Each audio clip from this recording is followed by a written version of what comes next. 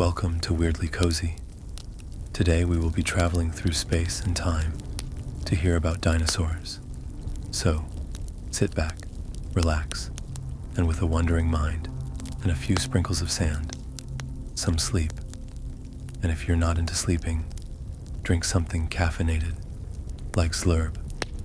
while you go into a deep state of focus and productivity. And now we begin. Chapter 1. The Dawn of Dinosaurs. Imagine Earth, but cast in a primordial light, not yet adorned with the familiar verdant tapestry and sapphire oceans we know today. Instead, picture a world still scarred and recovering from a monumental catastrophe. A true planetary reset button that occurred roughly 250 million years ago, specifically around 252 million years before our present time. The cataclysm of the Permian extinction, often referred to as the Great Dying, the most severe known extinction event in Earth's history, had ruthlessly and indiscriminately silenced the vibrant chorus of life that once resounded across all continents and within the depths of the oceans, wiping out an estimated 96% of all marine species and 70% of terrestrial vertebrate species. The very air itself hung heavy and still, likely with elevated levels of carbon dioxide and lower oxygen concentrations, thick with the lingering, invisible ghosts of countless vanished species. Their unique forms, their intricate behaviors, and their ancient sounds now relegated to the deep and often incomplete archives of geological time, discoverable only through painstaking fossil excavation and analysis. The land itself bore the undeniable scars of this great dying, with vast stretches appearing utterly barren and desolate, stripped bare of the complex and teeming ecosystems that had flourished before the extinction event, leaving behind a simplified and stressed biosphere. The stage was indeed empty, the lights dimmed to an eerie, unsettling twilight, a pregnant pause filled with an almost palpable silence before a new and dramatic act was set to begin, an act populated by entirely new players. Then, slowly, almost tentatively, as the wounded planet began its long and arduous process of healing, a recovery period that would span millions of years, the curtain began to rise on a new and utterly transformative era, a period that would witness the rise of creatures unlike any that had come before, the dawn of the age of the dinosaurs. Pangaea, the colossal supercontinent, a singular, unbroken landmass unlike anything we observe on our modern, fragmented globe, sprawled across the entirety of the Earth, stretching from pole to pole, an isolated world surrounded by a vast, singular, and often turbulent ocean known as Panthalassa. Its immense edges were fringed by a single, seemingly endless beach, a desolate ribbon of sand, rock, and volcanic debris, stretching into hazy and utterly unfamiliar horizons, a stark boundary between the harsh land and the primordial sea, a coastline that extended for tens of thousands of kilometers, without interruption, by other major landmasses. The climate across this massive landmass was largely a furnace, characterized by extreme continental conditions, relentlessly hot and parched interiors, with significant seasonal variations, and with immense deserts, baking under the intense radiation of a young sun, where temperatures could soar to levels incompatible with much of modern life. This already inhospitable landscape was further punctuated by the fiery breath of numerous active volcanoes that dotted the land, particularly along tectonic fault lines, spewing forth molten rock, vast plumes of ash clouds that could block out sunlight for extended periods, and choking, noxious gases like sulfur dioxide high into the atmosphere, further stressing the delicate balance of the recovering biosphere and making survival an even greater challenge for the pioneering organisms. Yet, even within this seemingly inhospitable crucible, where the very notion of widespread life seemed a distant and improbable prospect. The fundamental spark of life, ever resilient, tenacious, and driven by an intrinsic imperative to persist and propagate, began its slow, arduous, and truly remarkable work of rebuilding, molecule by painstaking molecule, cell by painstaking cell, gradually repopulating the devastated landscapes. From obscure and unassuming origins, from the shadows of the few surviving fauna, perhaps small reptiles and early synapsids, that had managed to weather the Permian storm through a combination of luck and pre-adaptation, a new and extraordinary lineage of reptiles, possessing subtle but significant advantages in this changed world, destined for an unprecedented era of global dominance that would last for over 160 million years, slowly but surely started its evolutionary ascent. Consider Eoraptor and Hadrosaurs, two of these crucial early pioneers of the dinosaur lineage, emerging in the late Triassic period, roughly 230 to 225 million years ago. Picture them vividly in your mind's eye. Small, agile predators, perhaps no bigger than a modern fox. Eoraptor was around 1 meter long, or a large domestic house cat. Hadrosaurs could reach up to 6 meters, though likely smaller in its early forms, but possessing a fierce, untamed energy and a metabolic quickness that belied their relatively modest size compared to later giants. They moved with a nervous, darting quickness, their senses constantly and acutely alert to both potential prey in the recovering insect populations, including giant forms like griffin flies, and the slowly rebounding small reptile populations, as well as the ever-present, lurking danger from larger surviving predators in this still fragile world, such as the Raccoon-like. Imagine their sharp, intelligent eyes,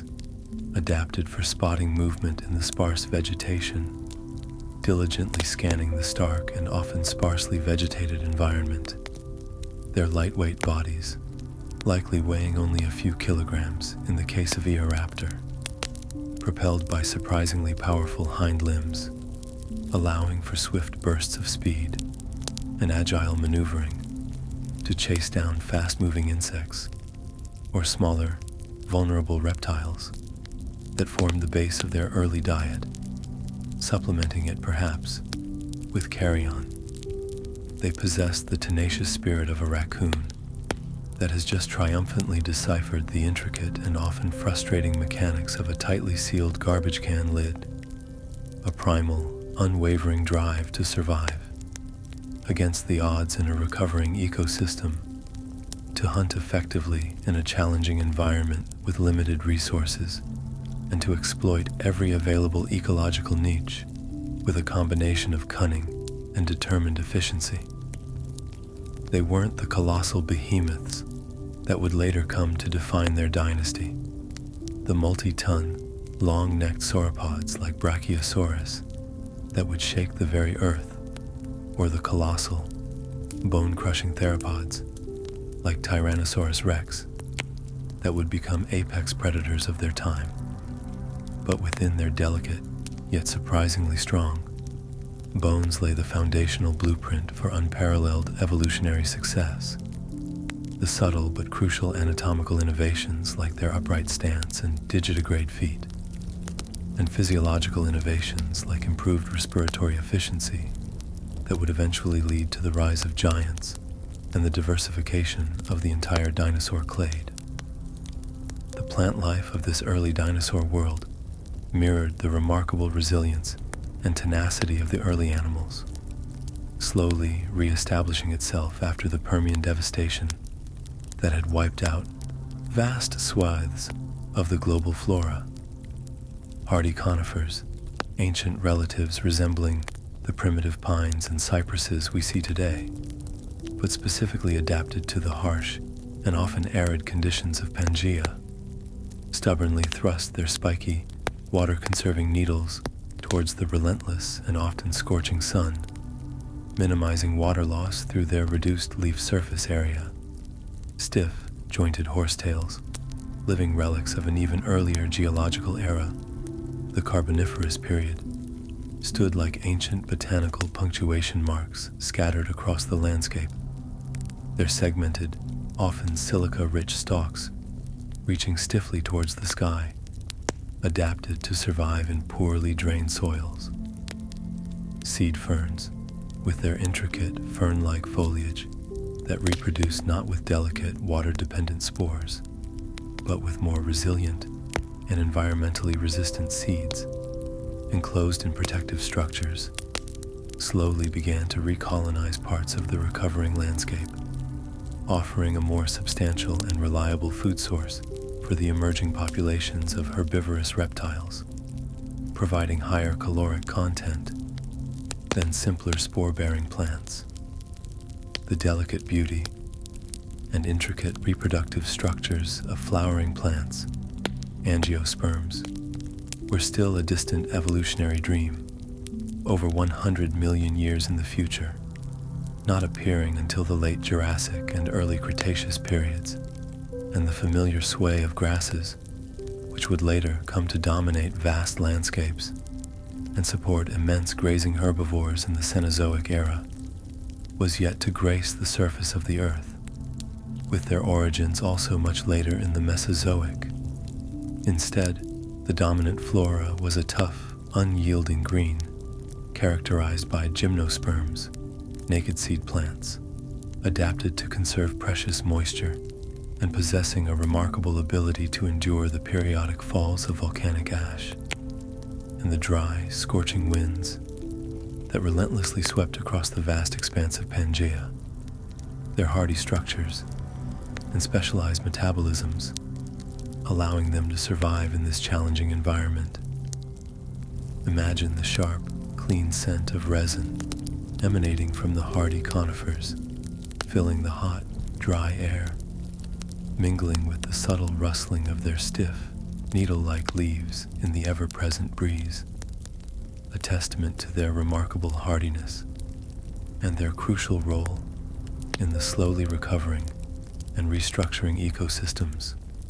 providing shelter and sustenance for the nascent dinosaurian fauna. The early dinosaurs, despite their burgeoning evolutionary success and the subtle advantages they possessed, did not emerge into a completely empty world, a blank canvas upon which evolution could freely paint its new creations without resistance. Rival groups of reptiles, tenacious survivors of the devastating Permian extinction, still held sway in various ecological niches, competing for limited resources and ecological dominance in the recovering ecosystems. The archosaurs, a broad and remarkably diverse group of reptiles that included the direct ancestors of both modern crocodiles and the dinosaurs, and eventually the birds that would descend from them much later, vied for dominance in the terrestrial ecosystems, their varied forms and adaptations filling a range of predatory and herbivorous roles, showcasing the early diversification of this important reptilian lineage. Dicynodonts, often large and strangely proportioned, tusked herbivores with their distinctive beaked mouths, adapted for grinding tough plant matter, lumbered across the landscape, their barrel-shaped bodies and specialized feeding apparatus a persistent reminder of the pre-dinosaurian world, and a testament to their own survival capabilities through the extinction event, representing a significant herbivorous presence. And early cousins of crocodiles, such as the phytosaurs, some surprisingly agile and terrestrial in their habits, unlike their more familiar, semi-aquatic modern relatives, actively patrolled the waterways and hunted smaller prey on land, adding another layer of complexity to the early Triassic food web and presenting potential competition or even threats to the early dinosaurs. But evolution, that tireless, relentless, and often unpredictable tinkerer, had a novel innovation, a suite of subtle but ultimately significant advantageous traits, waiting in the evolutionary wings of this emerging dinosaur lineage. The early dinosaurs weren't merely lucky survivors clinging precariously to existence in a post-apocalyptic world. They possessed a suite of subtle but ultimately significant advantages, perhaps in their more upright and energy-efficient gait, allowing for greater speed and endurance over longer distances in search of scarce resources, or in their developing, more efficient respiratory systems, possibly including air sacs that provided a continuous flow of oxygen and sustained energy for prolonged activity, or even in the early stages of a faster, more endothermic-leaning metabolism, allowing for greater activity levels regardless of ambient temperature, that subtly but surely marked them as true evolutionary innovators, a group with a bright and ultimately dominant future on the planet. The Triassic period wasn't simply a brutal and direct battle of sheer size and brute force. It was a more nuanced and complex contest of adaptability, a silent but relentless race to see who could best exploit the newly emerging ecological niches in a recovering world, who could move faster to find food, breathe more efficiently to sustain activity, and ultimately thrive and reproduce most effectively in this challenging and rapidly changing new world. Imagine the silent, ongoing competition unfolding across the vast and often harsh landscapes of Pangaea, the subtle but crucial advantages, slowly but inexorably tipping the evolutionary scales towards this remarkable and soon-to-be dominant new ruling class of reptiles. Chapter 2: Triassic Turf Wars. Envision a typical Triassic morning unfolding across the ancient landscape, perhaps in a broad, shallow valley carved by ancient rivers that meandered through a landscape still raw from geological upheaval, where towering ferns, their fronds unfurling like intricate green lace, and early conifers, their needle-like leaves catching the pale light, cast long striated shadows that stretched and shifted with the nascent sun. The pale, hazy disk of the sun often struggled to fully pierce the persistent sulfurous haze that frequently blanketed the sky, a direct and ongoing consequence of intense and prolonged volcanic activity that characterized this volatile geological period, spewing ash and gases into the atmosphere.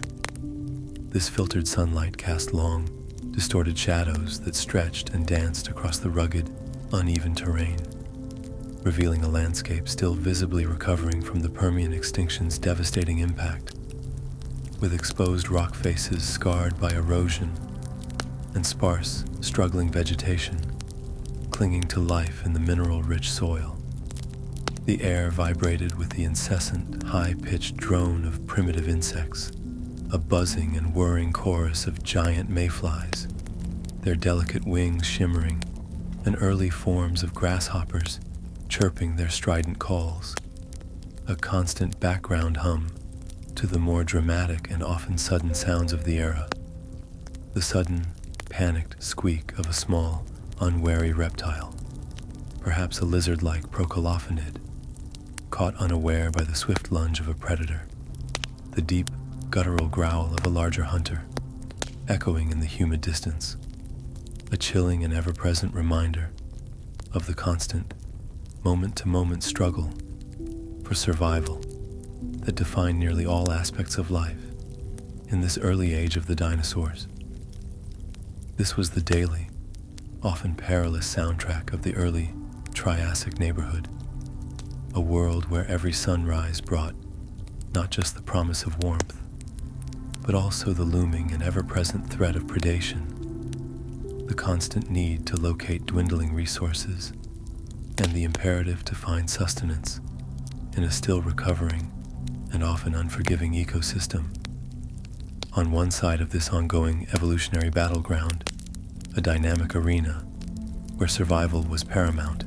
and dominance fiercely contested, vying for control of ecological niches and precious resources, stood the formidable Rauisuchians, a diverse and ecologically significant group of large carnivorous archosaurs that were not directly ancestral to dinosaurs, but were their close relatives within the broader archosaur family. Picture them in vivid detail: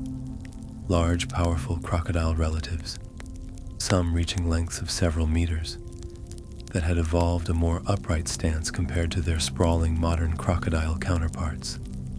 allowing them to move with surprising speed, agility, and endurance on their powerful limbs.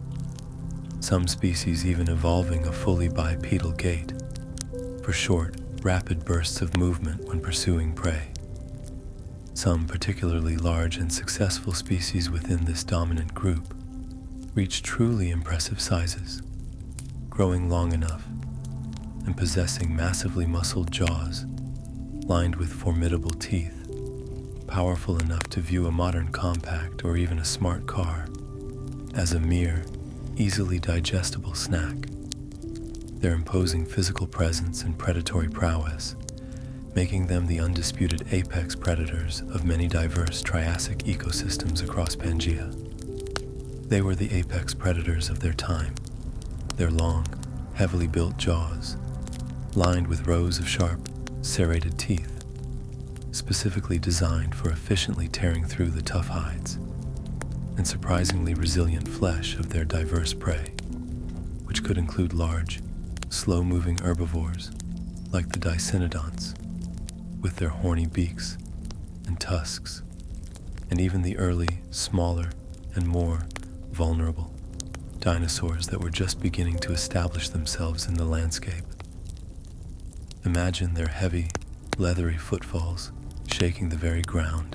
as they moved with surprising speed and power through the undergrowth or across open areas, their cold, reptilian eyes often protected by bony scutes above, constantly and methodically scanning their surroundings for any subtle sign of weakness, inexperience, or vulnerability in their potential meals,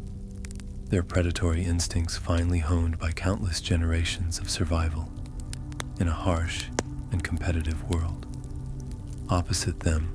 often smaller in individual size and less physically imposing, in direct,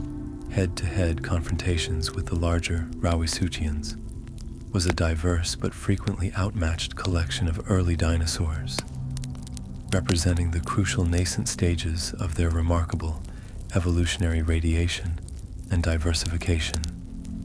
These pioneering species were tenaciously striving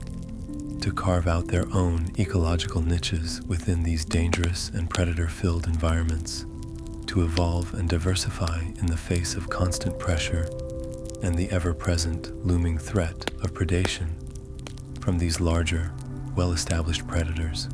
hoping to find some semblance of peace, safety, and opportunity to exploit resources in a world largely dominated by the Rauisuchians. They were generally lighter in build and faster in overall locomotion than the dominant Rauisuchians, relying on their superior agility, quicker reflexes, and developing senses, including potentially sharper eyesight, for spotting distant threats, and more acute hearing, for detecting subtle movements in the undergrowth, to evade becoming another meal for these formidable hunters. Imagine them utilizing their speed and maneuverability to nimbly navigate the dense undergrowth of towering ferns, primitive cycads, and early conifers, their developing intelligence, and possibly early forms of social behavior, such as warning calls or cooperative foraging, allowing them to exploit scattered food sources or discover hidden hiding places within the complex terrain that were inaccessible to their larger, more cumbersome rivals, showcasing the early signs of the key traits that would eventually lead to their unparalleled evolutionary success and dominance in the later Mesozoic era, adding another crucial and intricate layer of complexity to this early and still evolving ecosystem, influencing the dynamics of predator-prey, relationships, and resource competition, were the early mammaliforms, the small and often overlooked distant ancestors of all modern mammals, representing a significant evolutionary innovation in the tetrapod lineage. Picture these tiny, shrew-like creatures, often no larger than a modern mouse or rat, a significant evolutionary novelty in this world,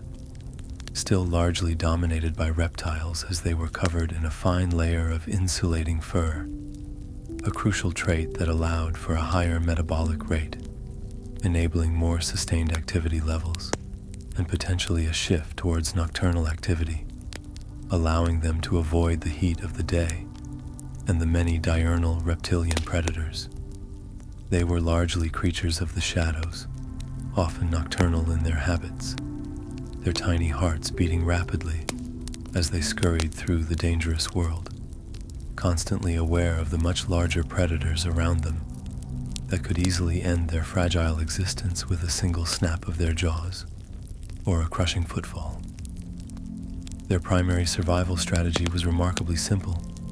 but highly effective in this dangerous world. Survive, and do so quietly, inconspicuously, and by minimizing direct interaction with the larger inhabitants.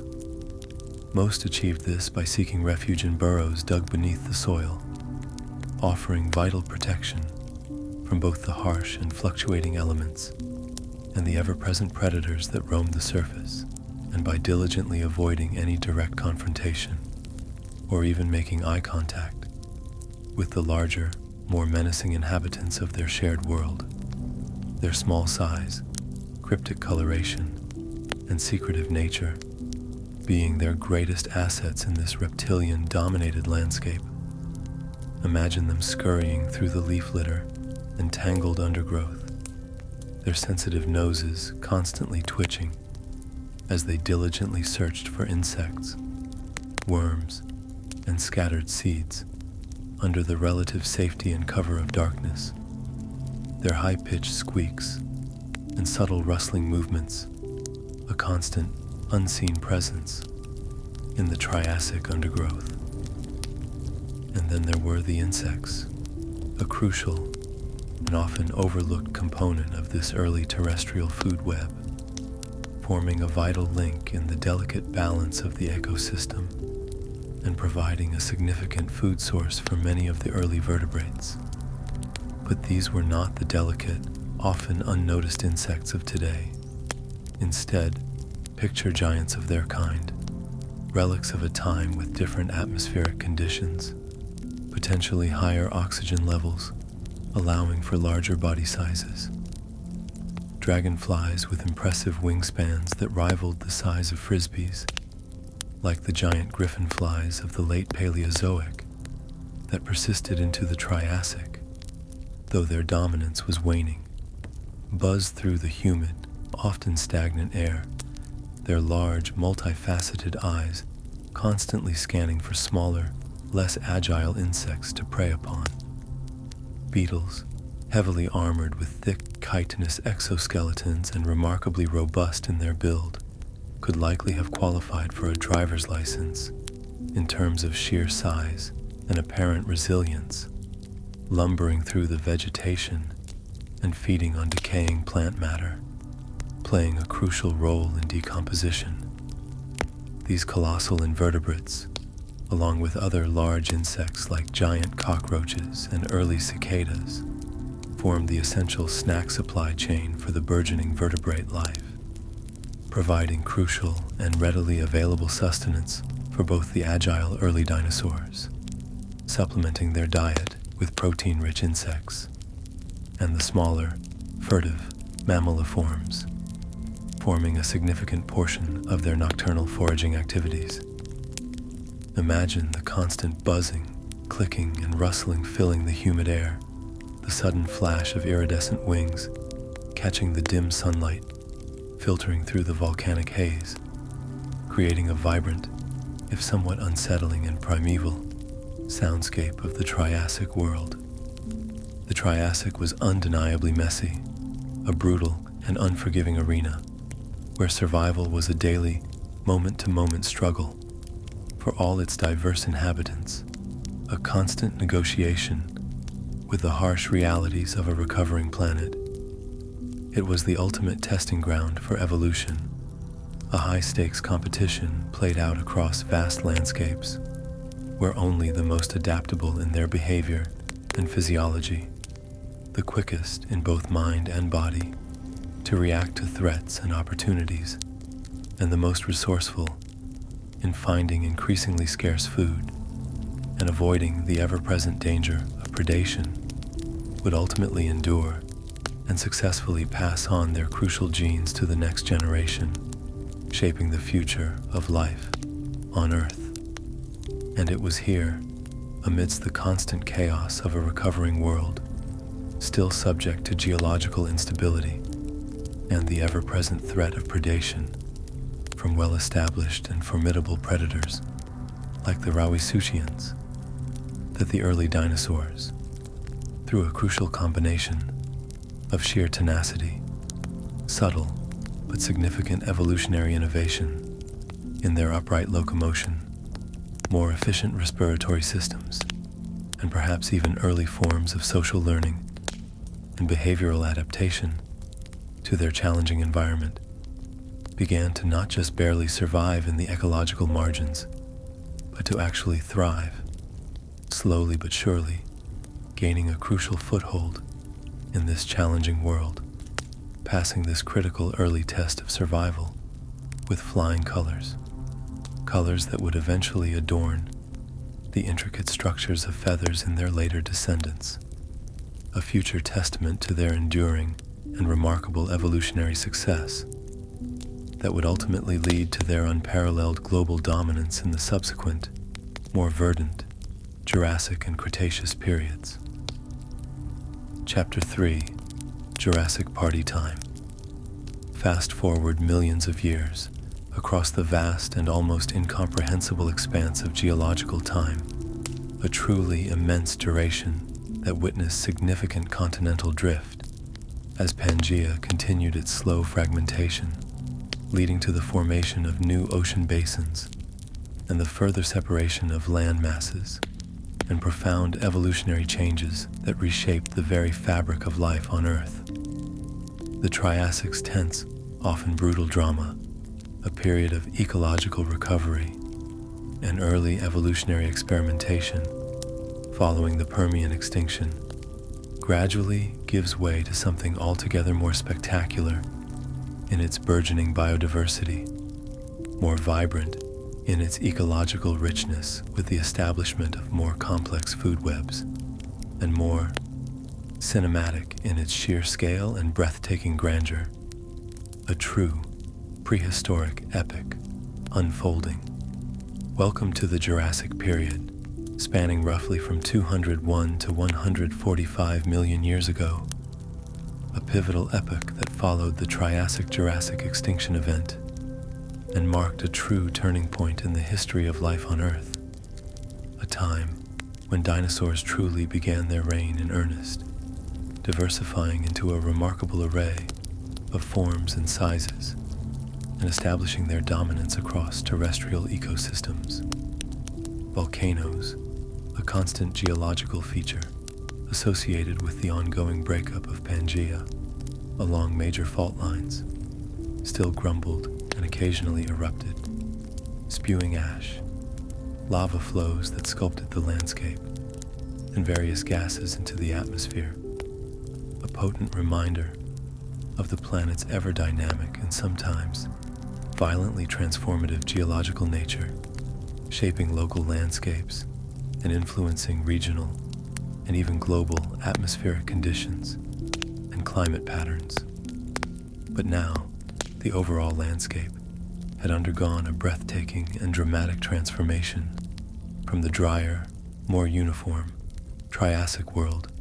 transitioning into a more humid and often subtropical environment in many regions. Vast lakes,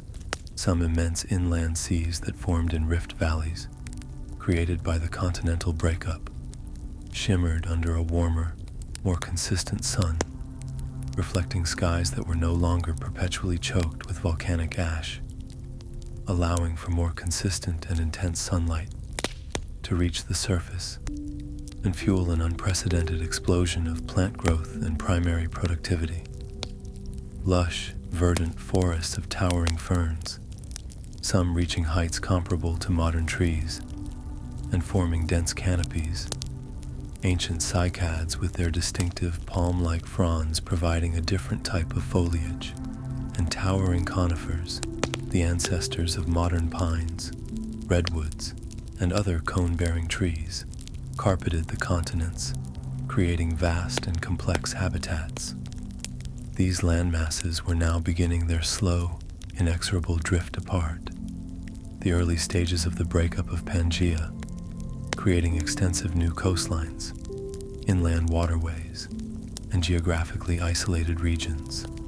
setting the stage for future allopatric speciation and even greater evolutionary diversification across the separating landmasses and their unique environments.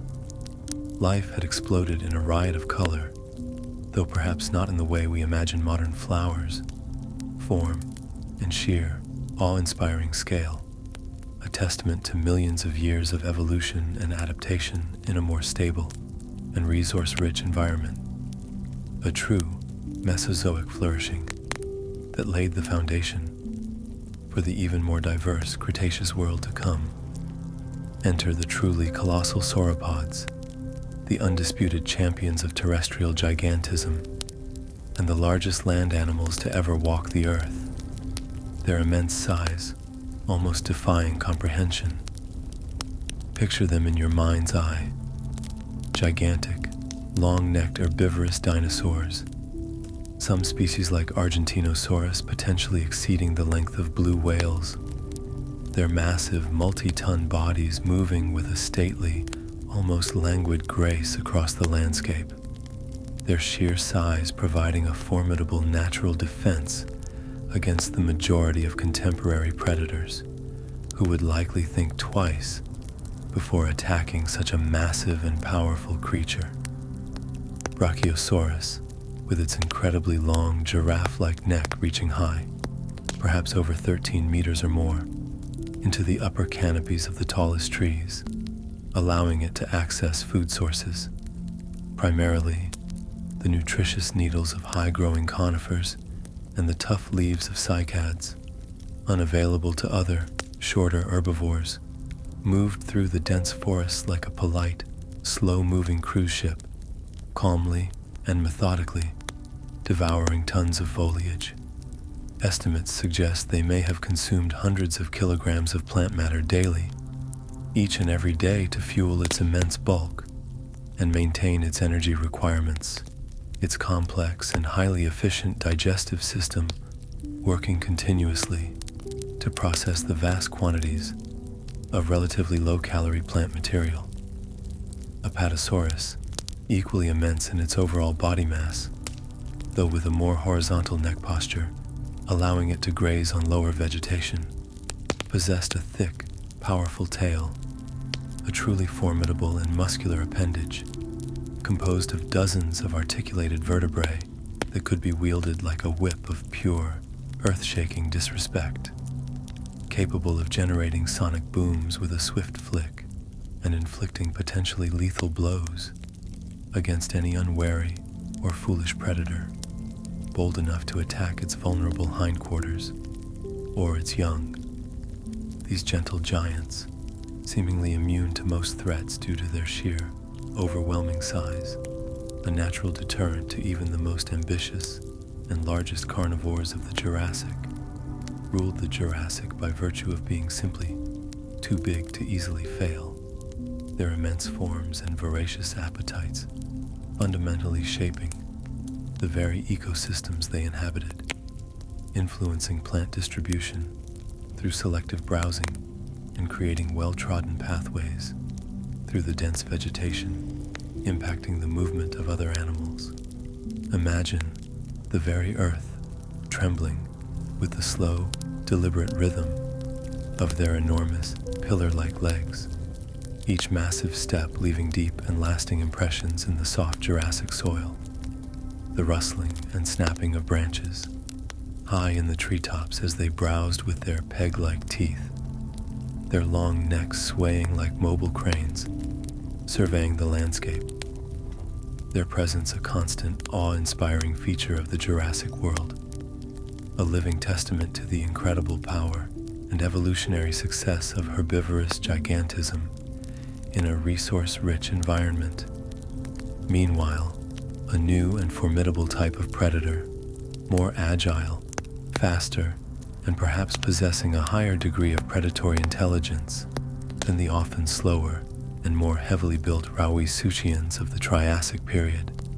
increasingly lurked in the dappled shadows of the vast and humid Jurassic forests. Allosaurus, a large and iconic theropod dinosaur that would become a dominant apex predator of the late Jurassic period across many parts of the globe. Picture it with a perpetually toothy, almost sinister grin, its powerful jaws filled with rows of sharp, blade-like teeth, serrated for tearing flesh, a lean and agile hunter reaching impressive lengths of up to 8.5 meters, or even more in some larger individuals, perfectly adapted to its time as a formidable and efficient killer of medium to large-sized prey. It was the apex predator of the Jurassic landscape in many regions, possessing a deadly combination of significant speed, facilitated by its powerful hind limbs, remarkable cunning for a non-avian dinosaur, including potentially complex hunting strategies,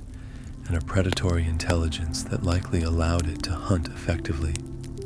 perhaps even in coordinated packs or family groups, to strategically take down larger and more challenging prey, like the massive sauropods or the heavily built ornithopods. Fossil evidence, including multiple individuals of Allosaurus, found together at significant fossil sites, like the Morrison Formation's Cleveland Lloyd Dinosaur Quarry in Utah, strongly hints at complex social behaviors, possibly including cooperative hunting strategies to tackle prey that would be too dangerous for a single individual, a behavior strikingly reminiscent of modern wolves. If those wolves were 30 feet long, powerfully muscled with robust hind limbs, equipped with sharp, recurved claws for grasping and tearing, and armed with rows of razor-sharp, serrated teeth in jaws capable of delivering bone-crushing bites, designed for efficiently tearing flesh from bone with each powerful and precisely aimed bite.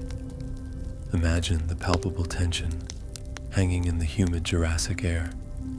thick with the scent of damp earth and ancient vegetation, as an Allosaurus silently stalked its unsuspecting prey,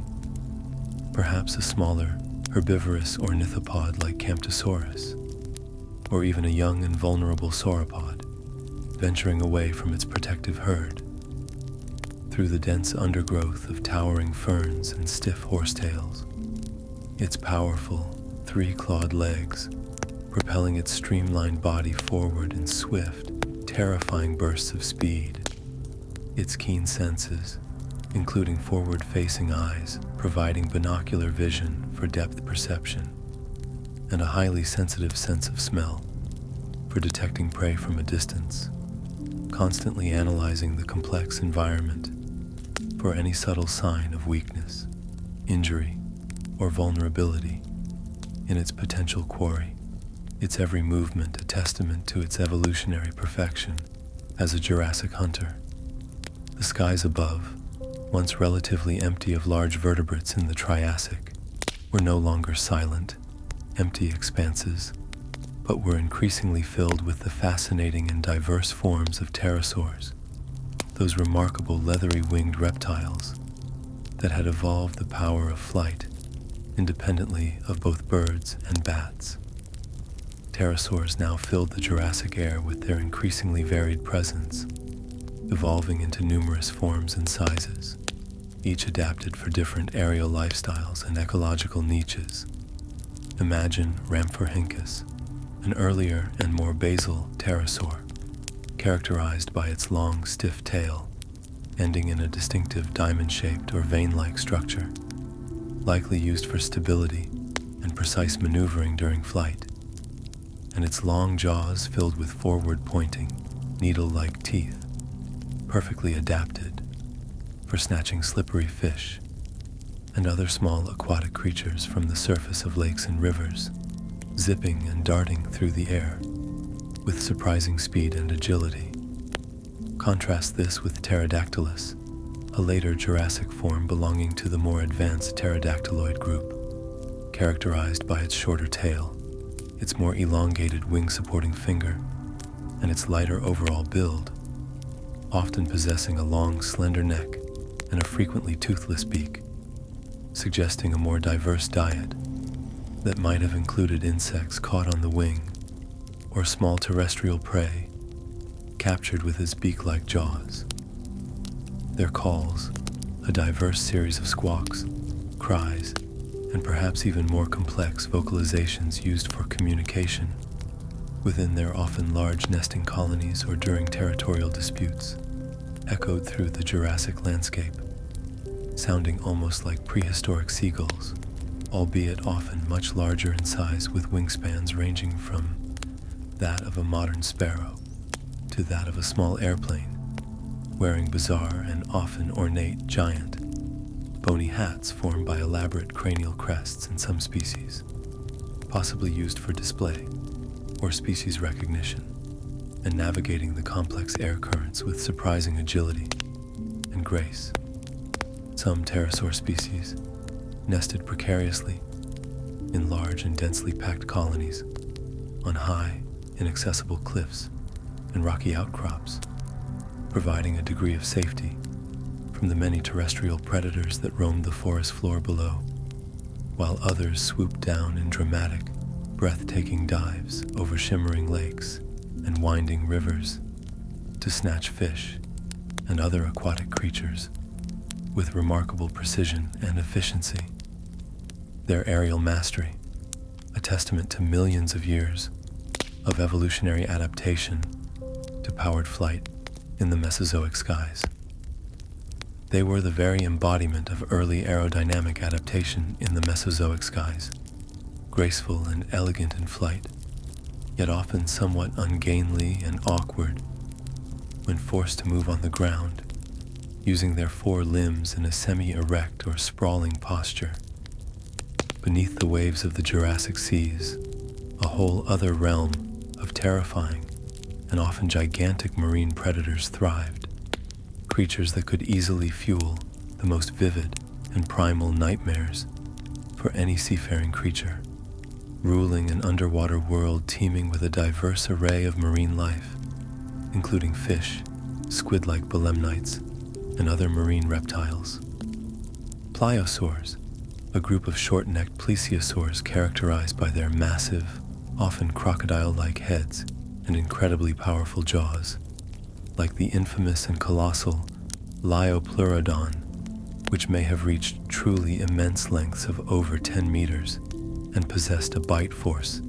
exceeding that of Tyrannosaurus rex, reigned supreme in these underwater domains, essentially a gigantic marine reptile occupying the apex predator niche, analogous to a modern killer whale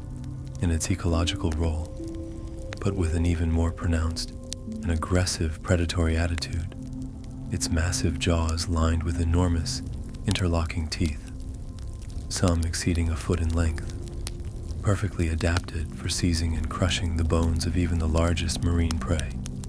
including other large marine reptiles like long-necked plesiosaurs and even smaller ichthyosaurs. Ichthyosaurs, sleek and streamlined marine reptiles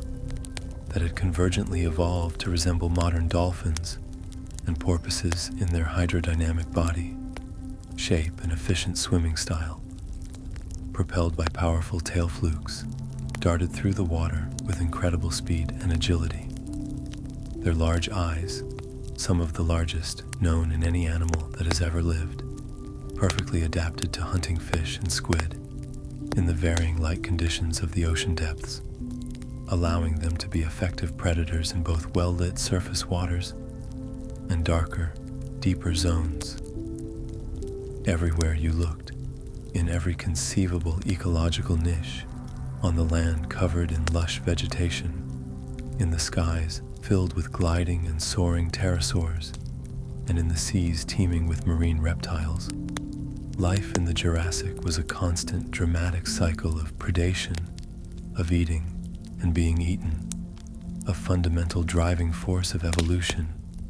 that shaped the adaptations and behaviors of all living organisms. But in this era, it was all done on a grand, almost theatrical scale, with creatures of immense size, bizarre forms, and incredible power, playing out their roles on a lush and vibrant global stage, a truly unforgettable and awe-inspiring spectacle of life and death,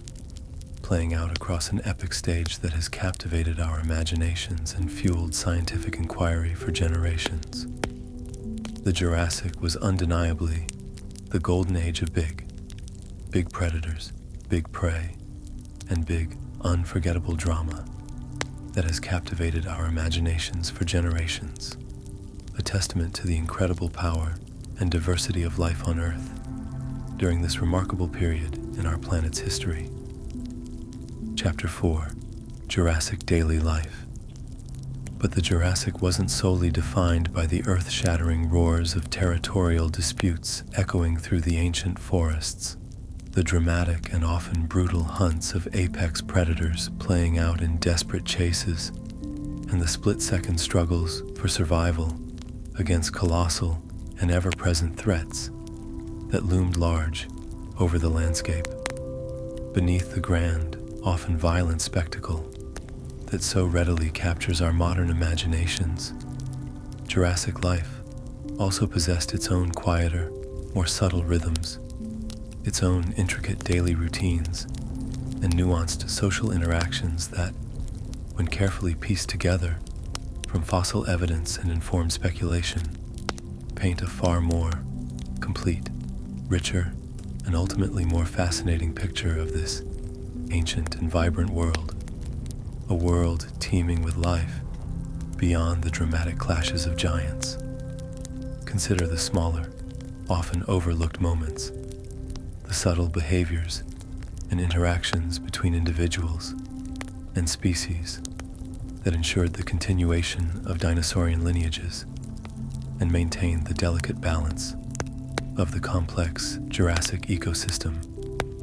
Picture a large, multi-generational herd of Camarasaurus, a common and successful sauropod of the late Jurassic, perhaps a dozen or more massive individuals of various ages,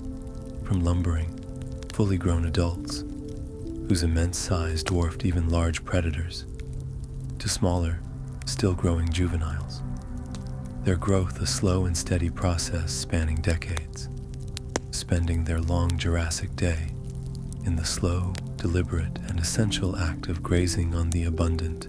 low-lying vegetation that carpeted the forest floor, a rich and diverse tapestry of various ferns, including tree ferns, reaching impressive heights, stiff horsetails forming dense thickets, and early seed plants like cycads and ginkgos, providing a variety of food sources. Their immense movements across the landscape were unhurried and seemingly effortless, their incredibly long necks, sometimes reaching over 9 meters and allowing access to a wide range of foliage heights, gracefully swaying like flexible cranes as they reached for different types of ferns and cycads, selectively browsing on the most nutritious fronds and leaves, their huge, barrel-shaped bodies containing vast digestive systems, providing a mobile feast that constantly needed replenishment to sustain their enormous energy demands. They communicated with each other through a series of deep, resonant rumbling calls, low-frequency vocalizations that likely traveled for miles through the dense and humid forests, vibrating through the very ground and potentially conveying information across vast distances, sounding almost like a giant cello orchestra, slowly and deliberately tuning up its massive instruments, conveying vital information about the herd's location, potential danger spotted by a vigilant individual on the periphery, or even subtle cues about social status, dominance hierarchies within the herd, and reproductive readiness of individuals within the complex social structure of the herd, maintaining cohesion and facilitating social interactions. Nesting grounds, critical for the continuation of dinosaurian lineages and the survival of the next generation, were vibrant and bustling hubs of intense activity, parental investment, and inherent vulnerability. Imagine specific, carefully chosen areas, cleared of the typically dense undergrowth,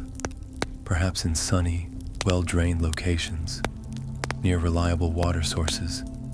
that provided essential moisture for the developing embryos, with numerous shallow depressions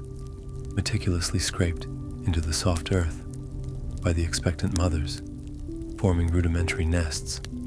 where large, leathery-shelled eggs,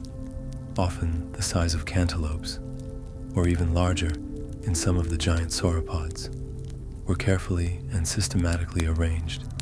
in protective clutches, sometimes numbering dozens of individual eggs, representing a significant investment of parental energy. Parents, which could have been smaller, more agile theropods, like Ornitholestes, fiercely guarding their precious future offspring from potential threats, or even early, smaller sauropods, exhibiting surprisingly dedicated maternal care, perhaps through nest attendance or even limited brooding behavior, would diligently circle the nesting area, their senses constantly alert for any subtle sign of potential danger, from small, opportunistic egg-eating mammals, like the nocturnal docodonts, to larger, more formidable predators that wouldn't hesitate to raid a vulnerable nest for an easy meal. And yes, even in the seemingly primeval and untamed Jurassic, egg theft was a real and significant concern for these dinosaurian parents, a constant threat to their reproductive success and the survival of their young. Oviraptors, whose very name misleadingly translates to egg thief, earned their initial and somewhat unfair reputation based on incomplete fossils found near Protoceratops nests in the later Cretaceous of Mongolia, but later, more complete and revealing fossil discoveries, including individuals preserved brooding their own nests, with their arms protectively wrapped around their eggs, have strongly suggested they might have been unfairly maligned and were actually fiercely protective parents, diligently caring for their own eggs, showcasing a remarkable degree of parental investment and challenging earlier interpretations. A classic case of prehistoric public relations gone terribly wrong due to incomplete and misinterpreted evidence, highlighting the inherent dangers of drawing definitive conclusions from limited fossil evidence and the ever-evolving nature of paleontological understanding as new discoveries continually refine our knowledge of the past. Meanwhile, smaller herbivores, like the agile and perpetually ever-vigilant Dryosaurus, a nimble and fast-running ornithopod with long, powerful hind limbs built for speed and quick escapes, skittered through the dense underbrush of ferns, low-lying cycads and tangled thickets of horsetails, their slender, lightweight bodies perfectly adapted for navigating the complex and often cluttered vegetation with remarkable efficiency and agility. Picture them as bundles of nervous energy, their large, expressive eyes positioned on the sides of their heads, providing a wide, panoramic field of vision to detect approaching predators from any direction, constantly darting around, perpetually alert to any potential threat lurking in the dappled shadows of the Jurassic forest. From small, fast theropods like Compsognathus to larger predators like Allosaurus that might unexpectedly stumble upon them during their hunts. Their movements were quick and darting, their lightweight bodies and powerful hind limbs allowing for rapid escapes in sudden bursts of speed, their long, stiff tails acting as crucial counterbalances for swift turns and agile maneuvering through the dense foliage as they sought refuge. They possessed the boundless, almost frantic energy of a modern squirrel, crammed into the surprisingly agile and reptilian body of a lizard, forever on edge, forever foraging for tender shoots, young leaves, and nutritious ferns close to the ground, while remaining hyper-aware of their surroundings. Their survival in a dangerous world, depending entirely on their ability to detect danger early, react with lightning-fast speed, and navigate the undergrowth with unmatched agility. Thunderstorms were a regular and often dramatic feature of the warm and humid Jurassic climate in many regions of Pangaea's fracturing landmasses, bringing much-needed and life-sustaining rain to the lush and verdant forests, replenishing vital water sources like lakes and rivers, and promoting further rapid plant growth that sustained the vast herbivorous populations. Imagine the sudden and ominous darkening of the sky as thick, dark cumulonimbus clouds rolled in, casting long shadows across the landscape, the distant low rumble of thunder growing steadily louder, echoing through the ancient forests and heralding the impending downpour, followed by torrential downpours that lashed through the dense canopy of trees, temporarily cooling the humid air and transforming the forest floor into a muddy expanse, creating temporary pools and streams that would become important water sources for many creatures. The massive sauropods, with their thick, leathery hides, providing natural waterproofing, likely welcomed the refreshing rain, perhaps even using the temporary puddles and larger pools for drinking in abundance or indulging in muddy wallowing to cool down and potentially deter parasites, their immense size offering a natural umbrella against much of the downpour. Pterosaurs, with their delicate, unfeathered leathery wings, not well suited for prolonged exposure to heavy rain, which could weigh them down and make flight difficult, would frantically flap their wings, seeking immediate shelter beneath large rock overhangs, within deep crevices and cliffs, or within the dense, protective foliage of the taller trees, waiting out the storm until the skies cleared. And the carnivores, their hunting temporarily hampered by the increased noise of the rain, masking the movements of prey and the reduced visibility in the downpour, would likely seek shelter in whatever relatively dry spots they could find, perhaps beneath dense tree canopies, offering some protection, or in shallow caves and rock shelters, impatiently awaiting the return of drier conditions and the resumption of their crucial predatory activities to secure their next meal. Life in the Jurassic, despite its grand scale and dramatic, often violent encounters between giants that capture our attention, ultimately thrived in its own messy, muddy, and undeniably magnificent way, a complex tapestry of interactions and adaptations, a testament to the enduring and adaptable power of life on Earth to flourish and diversify, even in a world dominated by colossal creatures and subject to the powerful whims of a dynamic and ever-changing planet. Chapter 5, Cretaceous Chaos, the Cretaceous Period. Imagine it not just as another chapter, albeit a very long one spanning roughly 79 million years in Earth's sprawling history, but as its final, most extravagant, often bizarre, and undeniably dramatic dinosaur dance party, a grand evolutionary spectacle before the lights went out. The supercontinent of Pangaea, which had held the land masses together in a unified embrace for so long, had finally fractured under immense geological pressures, and its colossal pieces were drifting apart like old friends after a long and eventful college experience, each heading off in their own distinct direction, embarking on new and separate journeys. This significant continental breakup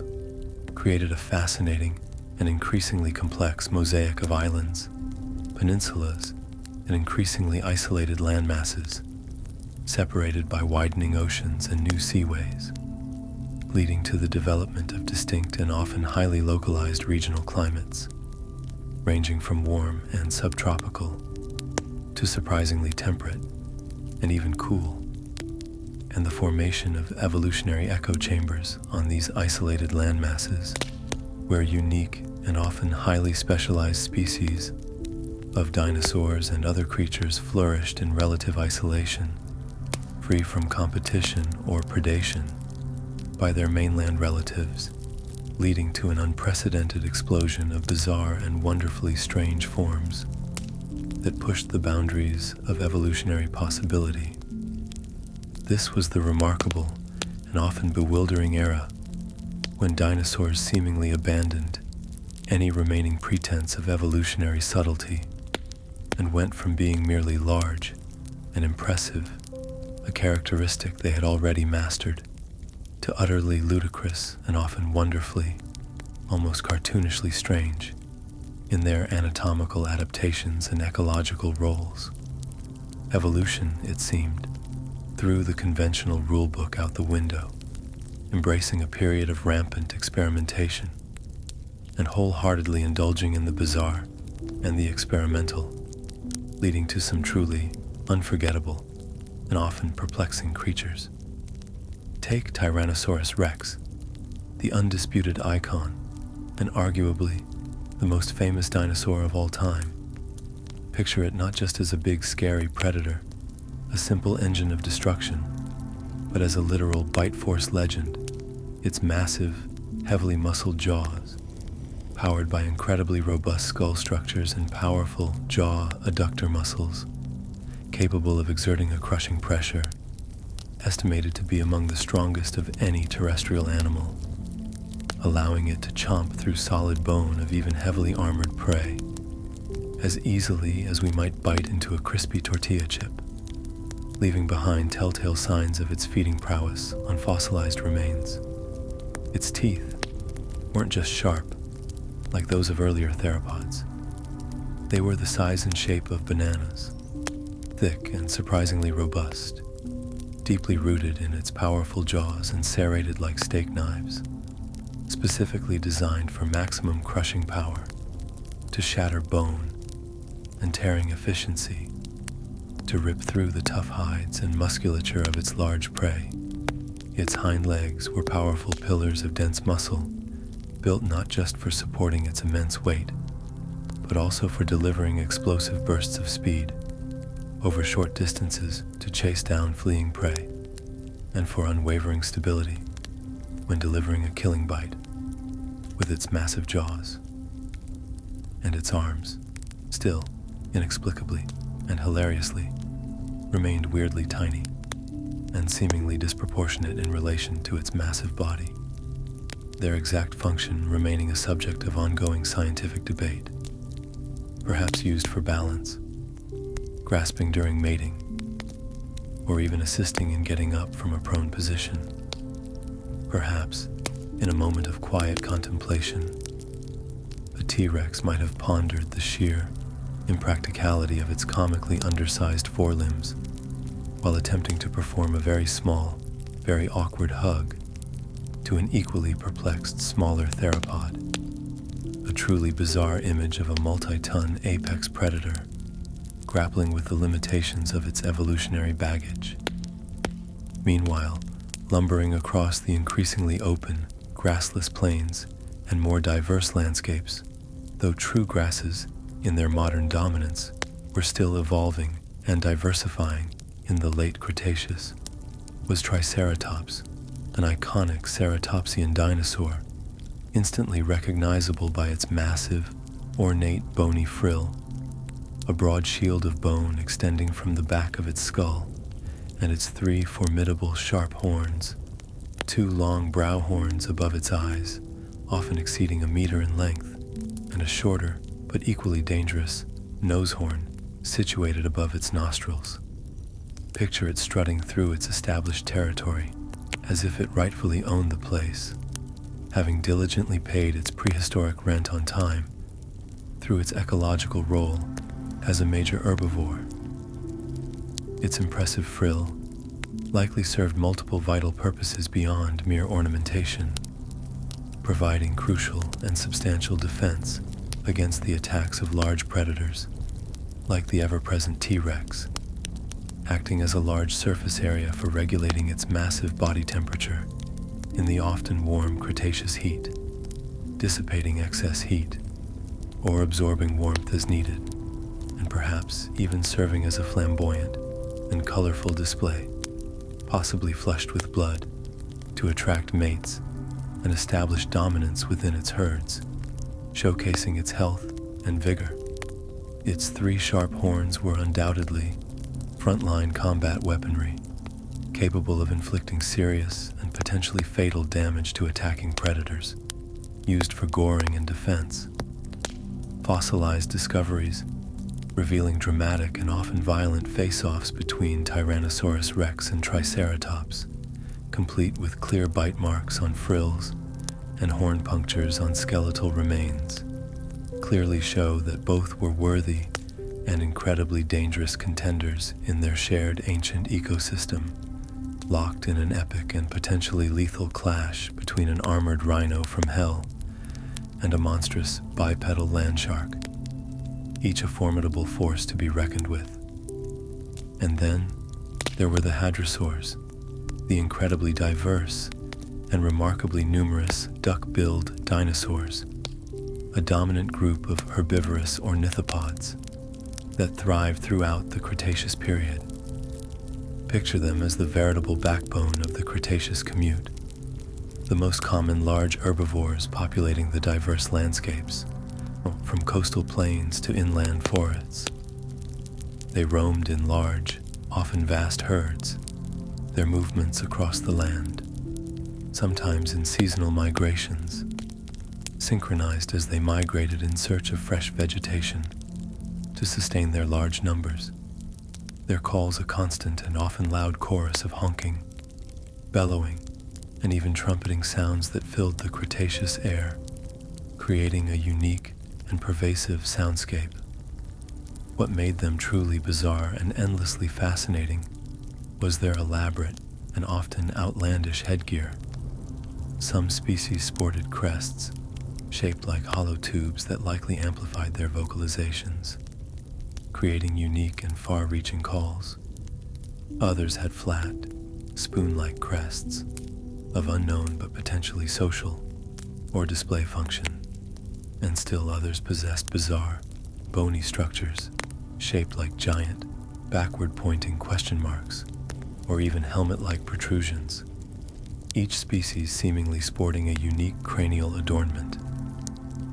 Scientists now strongly suspect,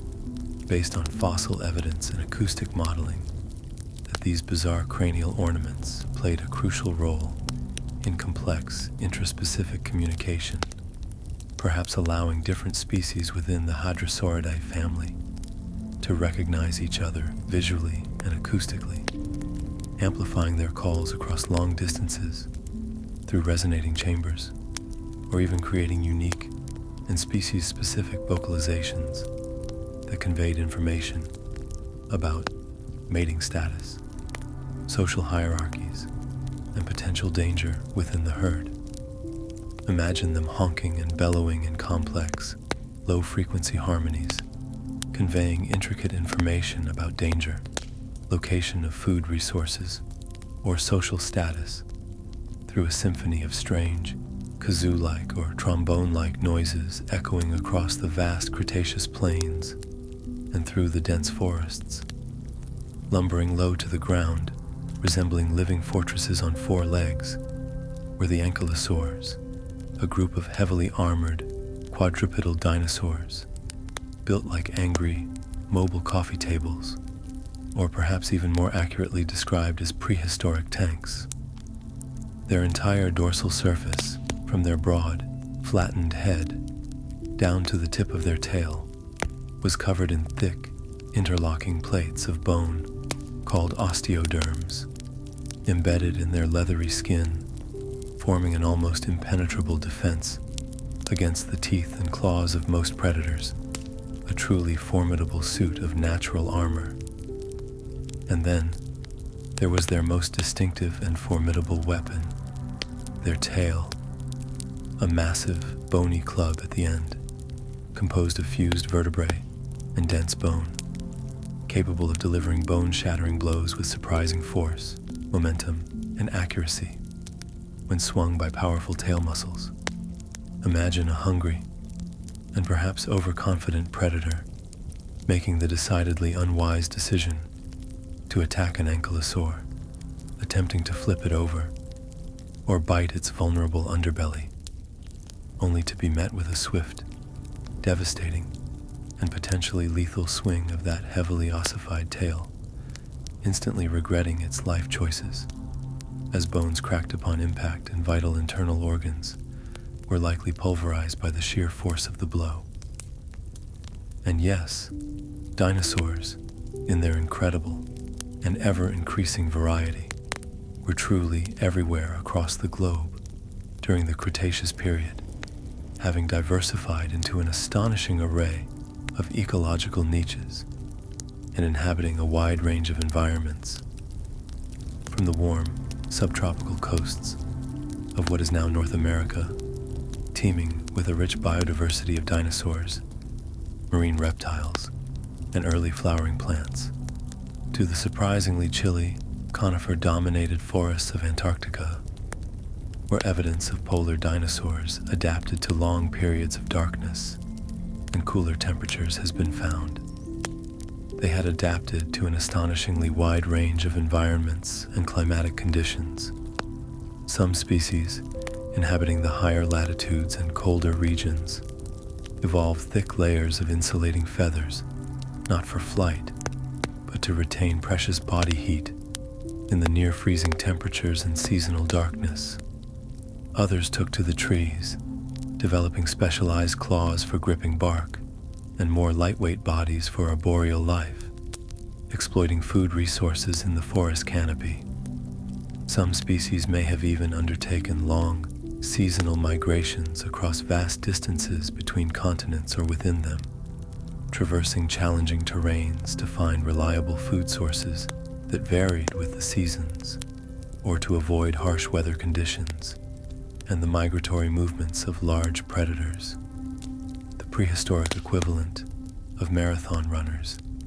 navigating a dangerous and ever-changing world. Consider the smaller theropods, like the intelligent and agile troodon, now often reclassified as Stenonychosaurus. Picture them as sharp-eyed, likely nocturnal or crepuscular predators, their large forward-facing eyes perfectly adapted for hunting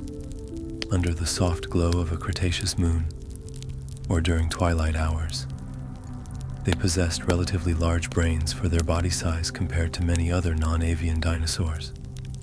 leading some scientists to speculate about how close they came to developing even greater intelligence and more complex social behaviors, perhaps even exhibiting cooperative hunting strategies. If any non-avian dinosaur was secretly composing poignant fern poetry under the cover of darkness, carefully arranging dewdrops on delicate fronds with its dexterous three-fingered hands, it was probably one of these intriguing, bird-like hunters, their large brains hinting at a level of cognitive ability beyond simple instinct. The Cretaceous period wasn't just about the raw and brutal struggle for survival against giant predators. It was also a time of evolutionary innovation, elaborate defense mechanisms that went beyond mere size, complex communication strategies, utilizing bizarre anatomical structures and vocalizations, and a remarkable degree of ecological specialization, as dinosaurs adapted to fill a wide range of niches. This was undeniably Earth's noisiest, boldest, and most flamboyantly diverse era in dinosaur history, a final, glorious crescendo of evolutionary experimentation and diversification before the catastrophic event at the end of the period tragically fell, like a final, deafening chord, forever altering the course of life on our planet. Chapter 6: Feathers, Freaks, and the Bird Conspiracy. Let's delve even deeper, venturing down the fascinating rabbit hole of one of the most transformative and paradigm-shifting discoveries in modern paleontology: the widespread and often surprising presence of feathers among a vast array of dinosaur species, forever altering our perception of these ancient creatures. Yes, feathers. It turns out that a significant and ever-increasing number of dinosaur species, particularly but not exclusively within the diverse theropod lineage, the bipedal, mostly carnivorous group that includes the colossal Tyrannosaurus rex, and, remarkably, the direct ancestors of all modern birds, sported a variety of feathery coverings, and their function extended far beyond the initial and somewhat limited assumption of enabling flight, revealing a far more complex and nuanced role in dinosaurian biology and behavior. Imagine feathers providing crucial and essential insulation for maintaining body warmth, especially in smaller-bodied species or those inhabiting cooler climates or experiencing significant temperature fluctuations. Picture them as a vibrant and colorful canvas for elaborate and often bizarre visual displays to attract potential mates, much like the intricate and often flamboyant plumage of modern birds during courtship rituals. Consider them as a means of intimidation against rivals during territorial disputes or social interactions, making a dinosaur appear larger, more impressive, or more threatening through puffed-up plumage or dramatic displays. And, intriguingly, there's even the whimsical possibility, though entirely speculative and lacking direct fossil evidence, of the occasional, unrecorded tickle fight between playful juveniles, perhaps using their developing feathers in a light-hearted manner, though fossil evidence for this particular behavior remains, shall we say, charmingly elusive and firmly in the realm of paleontological fantasy. Take the infamous velociraptors, those cunning and agile predators often depicted in popular culture. Forget the 6-foot, scaly, hyper-intelligent, and door-opening geniuses of cinematic fiction, a portrayal largely inspired by the larger Deinonychus. Picture them instead as turkey-sized agile predators, their sleek bodies covered in a coat of feathers, ranging from soft, downy fluff in younger individuals to more structured plumes and pugnacious feathers in adults, but still possessing those wickedly sharp, elongated sickle-shaped claws on their second toe, a specialized adaptation for slashing at and securing prey, a truly formidable weapon, still undeniably terrifying and efficient predators in their own right, just in a more surprisingly poultry-forward and arguably more accurate way, a testament to the power of scientific discovery to reshape our understanding. Then there was the truly remarkable and utterly bizarre Microraptor, a small, agile dinosaur that went absolutely all in on the feather trend, sporting not just the typical 2 wings on its forelimbs, but a unique and astonishing 4 wings, long, pugnacious feathers extending from both its arms and, incredibly, its legs, creating a biplane-like aerial structure. It likely glided with remarkable agility through the dense and complex 3-dimensional environment of the prehistoric forests, like a feathery ninja kite, a stylish and deadly aerialist, navigating the branches and clearings with grace, precision, and perhaps even a degree of aerial mastery, showcasing an early and unique evolutionary experiment in avian locomotion.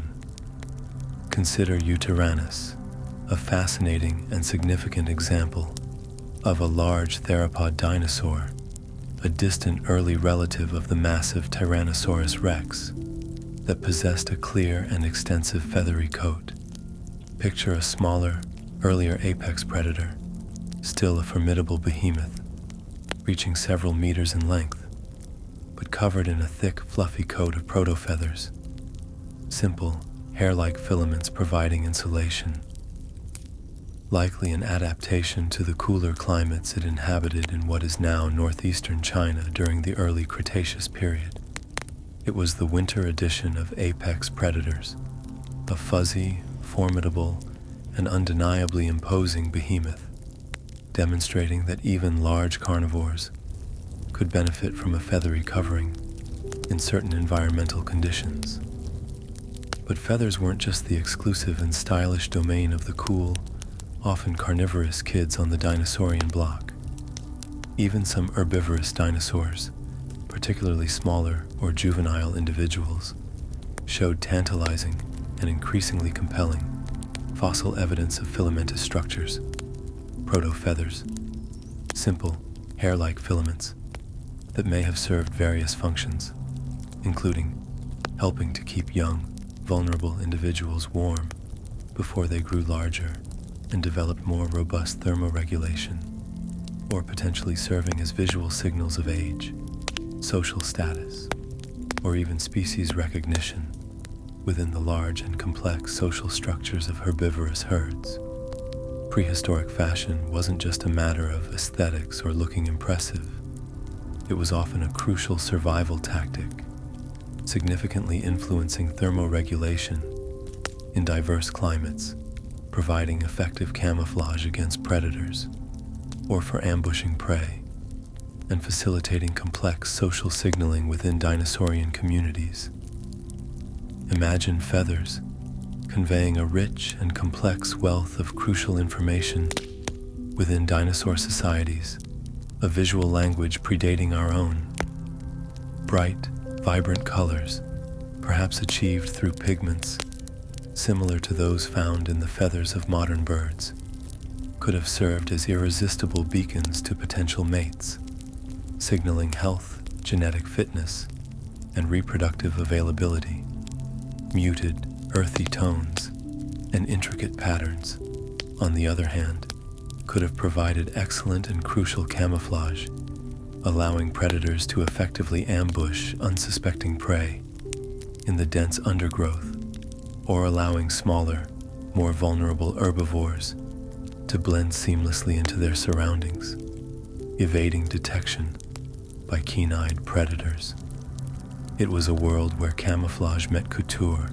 in a fascinating interplay of survival and display, where the need to avoid becoming dinner was intricately intertwined with the imperative to attract a mate and pass on one's genes through visual communication and elaborate display. And here's the truly mind-blowing, paradigm-shifting, and often still somewhat surprising revelation for the general public. Birds, the incredibly diverse and ubiquitous creatures that fill our modern skies with their songs and vibrant plumage, are not just related to dinosaurs. They are dinosaurs, the direct living descendants of a specific lineage of theropod dinosaurs that survived the cataclysm that wiped out their larger relatives. That seemingly ordinary pigeon pecking at discarded crumbs on the sidewalk, an often overlooked urban resident, a direct living descendant of a theropod dinosaur sharing a remarkable and deep evolutionary history with the mighty and iconic Tyrannosaurus rex, a connection that blurs the lines between past and present. That rooster strutting proudly in a farmyard, announcing the dawn with its characteristic crow. A close evolutionary cousin to the fearsome and agile velociraptor, carrying ancient dinosaurian genes within its avian DNA, a living link to a prehistoric predator. Every chirp, every peck at the ground, every majestic or utterly ridiculous flap of a bird's wings, from the smallest hummingbird to the largest ostrich, is a living testament to the enduring and remarkable legacy of the dinosaurs, a direct and tangible link to a lost world that continues to thrive in our skies and on our planet.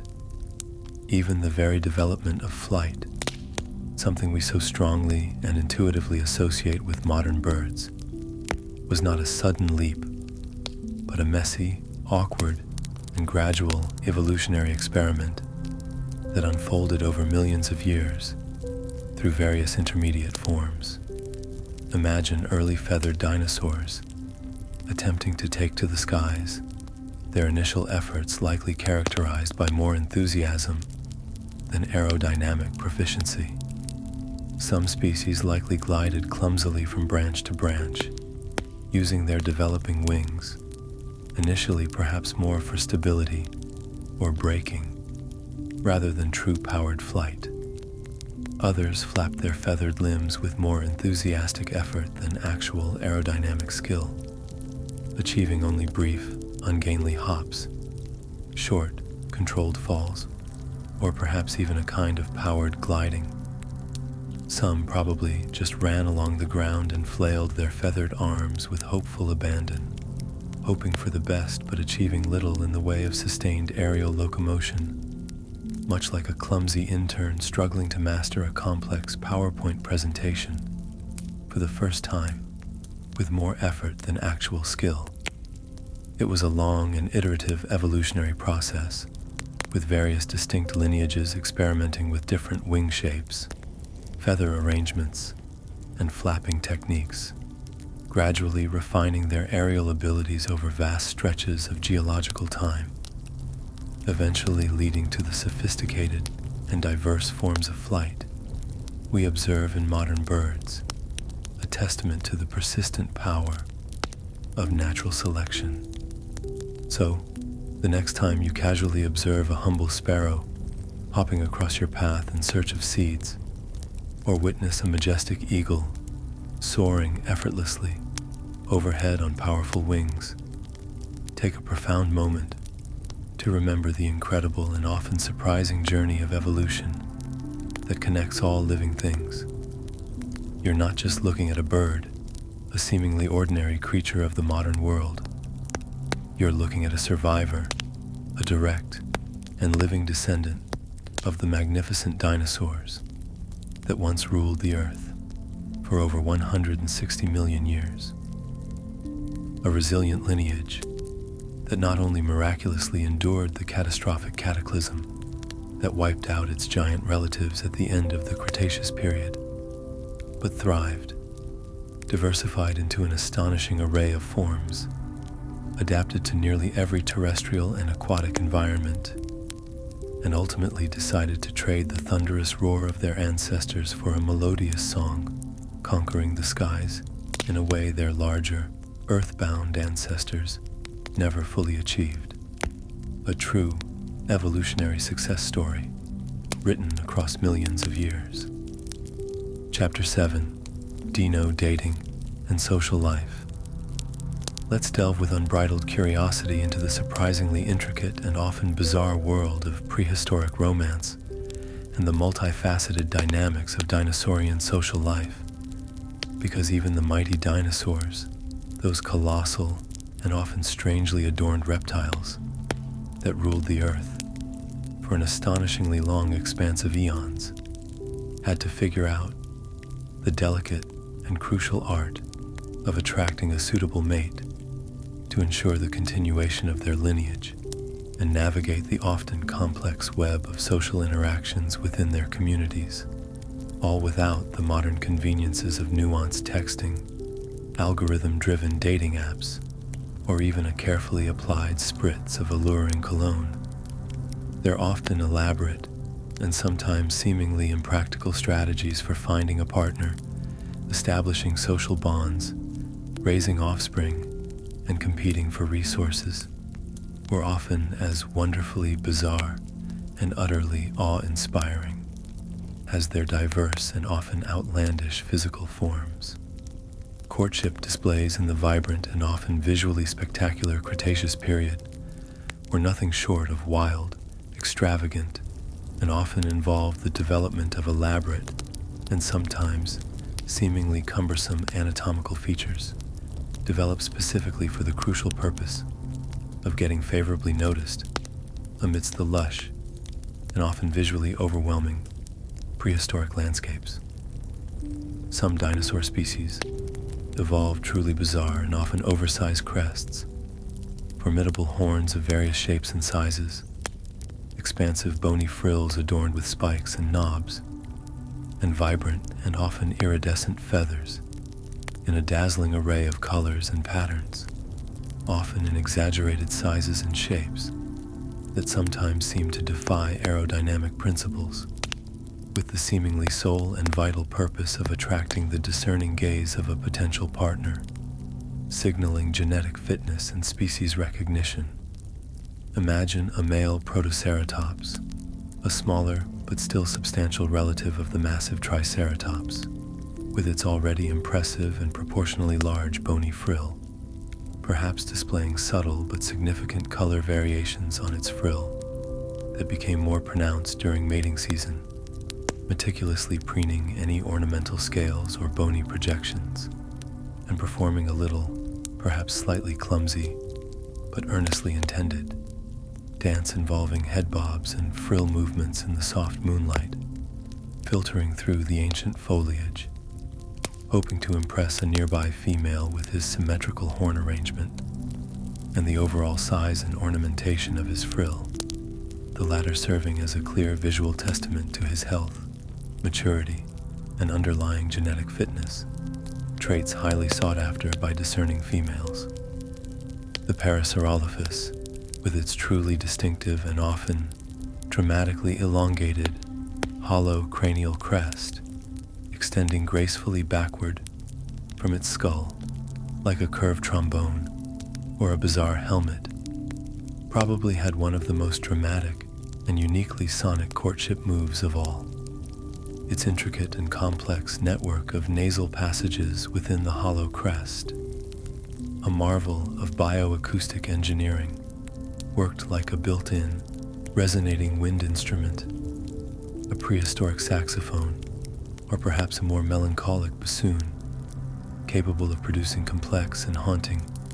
low-frequency notes, and potentially even more nuanced tonal sequences that could travel for considerable distances across the ancient valleys, open plains, and dense forests. Scientists now strongly believe, through detailed analysis of fossilized crests and acoustic modeling, that these resonating crests could blow low, mournful, and potentially complex tonal sequences across the landscape, a sonic advertisement of an individual's availability, species identity, and perhaps even an indication of their size and overall genetic quality, a prehistoric serenade echoing through the ages, a love song played on loop through the primeval air, a constant sonic beacon, perhaps, or maybe just a deep, resonating foghorn effectively saying, "Hey there, good looking, I'm a mature Parasaurolophus, I'm available, and my crest is particularly well tuned and capable of producing impressive resonating calls." The subtle nuances and potential complexities of dinosaurian serenades remain a fascinating and largely unexplored area of scientific inquiry, hinting at a level of communication beyond simple grunts and roars. Theropods, the incredibly diverse group of mostly carnivorous dinosaurs that ranged in size from tiny feathered hunters to colossal apex predators, including the intelligent and agile Troodon or Stenonychosaurus, may have engaged in elaborate visual and even tactile courtship dances involving intricate movements and displays of their often colorful feathers. Troodon, with its relatively good binocular vision, large, for a dinosaur. Brain size, suggesting a higher degree of cognitive ability, and dexterous three-fingered hands, could have possessed the neurological capacity for complex behavioral rituals involving coordinated movements, visual signals, and perhaps even subtle tactile interactions. Picture a male troodon performing something between the intricate and flamboyant shuffle of a modern bird of paradise, displaying its potentially iridescent feathers in a captivating sequence of movements and postures, and the perhaps more brooding and intense interpretive dance of a goth teenager, expressing deep, unspoken emotions through dramatic gestures, rhythmic steps, and perhaps even subtle bowing or swaying movements. The specific details and nuances of these prehistoric dances remain tantalizingly lost to the vastness of time, but the potential for complex visual and behavioral displays in these intelligent predators is certainly intriguing and opens up a window into their potential social complexity. Parental care among dinosaurs also exhibited a surprisingly wide and diverse spectrum of behaviors, ranging from intense dedication to a more hands-off approach. Some species, particularly within the Eoraptorosauria, are increasingly recognized as having been excellent and remarkably dedicated parents, challenging their earlier reputation as egg thieves. Compelling and poignant fossil evidence shows oviraptor individuals preserved in situ on their nests, their bodies carefully positioned protectively over their clutches of precious eggs, shielding them from the elements and potential predators, guarding their precious future offspring with remarkable dedication and commitment, even at the ultimate cost of their own lives, in some tragic and illuminating fossilizations. Others, however, likely adopted a bit more of a laissez-faire, or perhaps a strategy of maximizing reproductive output with minimal individual investment in parental care. Lay the eggs in a suitable and hopefully stable location, perhaps burying them in warm sand or a mound of decaying vegetation to provide incubation through geothermal or biological heat, and then leave, relying on the inherent resilience of their offspring and the prevailing environmental conditions to ensure survival, a strategy seen in some modern reptiles. Nature's prehistoric version of setting an alarm for a crucial task, the hatching of their young, and then simply assuming it'll all work out without further direct intervention. Social life among dinosaurs also varied, widely and significantly, depending on the specific species, their size, their diet, and their ecological niches within the complex Jurassic and Cretaceous ecosystems. Herbivorous giants, such as the numerous hadrosaurs that dominated the late Cretaceous landscapes, often traveled in large, tight-knit herds, sometimes numbering in the hundreds or even thousands of individuals, their movements across the landscape often synchronized as they migrated in search of fresh vegetation, communicating with a complex and surprisingly diverse array of honks, grunts, squeaks, and potentially even more complex vocalizations, forming dynamic and stable communities that likely spanned multiple generations, offering significant protection in large numbers against formidable predators and facilitating the crucial sharing of knowledge about prime foraging locations and established migration routes across vast distances. In stark contrast, carnivorous raptors, while often depicted in popular culture as solitary and fiercely independent hunters, may have engaged in surprisingly sophisticated, cooperative hunting strategies, potentially hunting in coordinated packs, or at least tolerating each other's presence and coordinating their efforts long enough to efficiently bring down larger and more challenging prey that a single individual might struggle to subdue, sharing the resulting dinner and minimizing potentially fatal infighting over the spoils.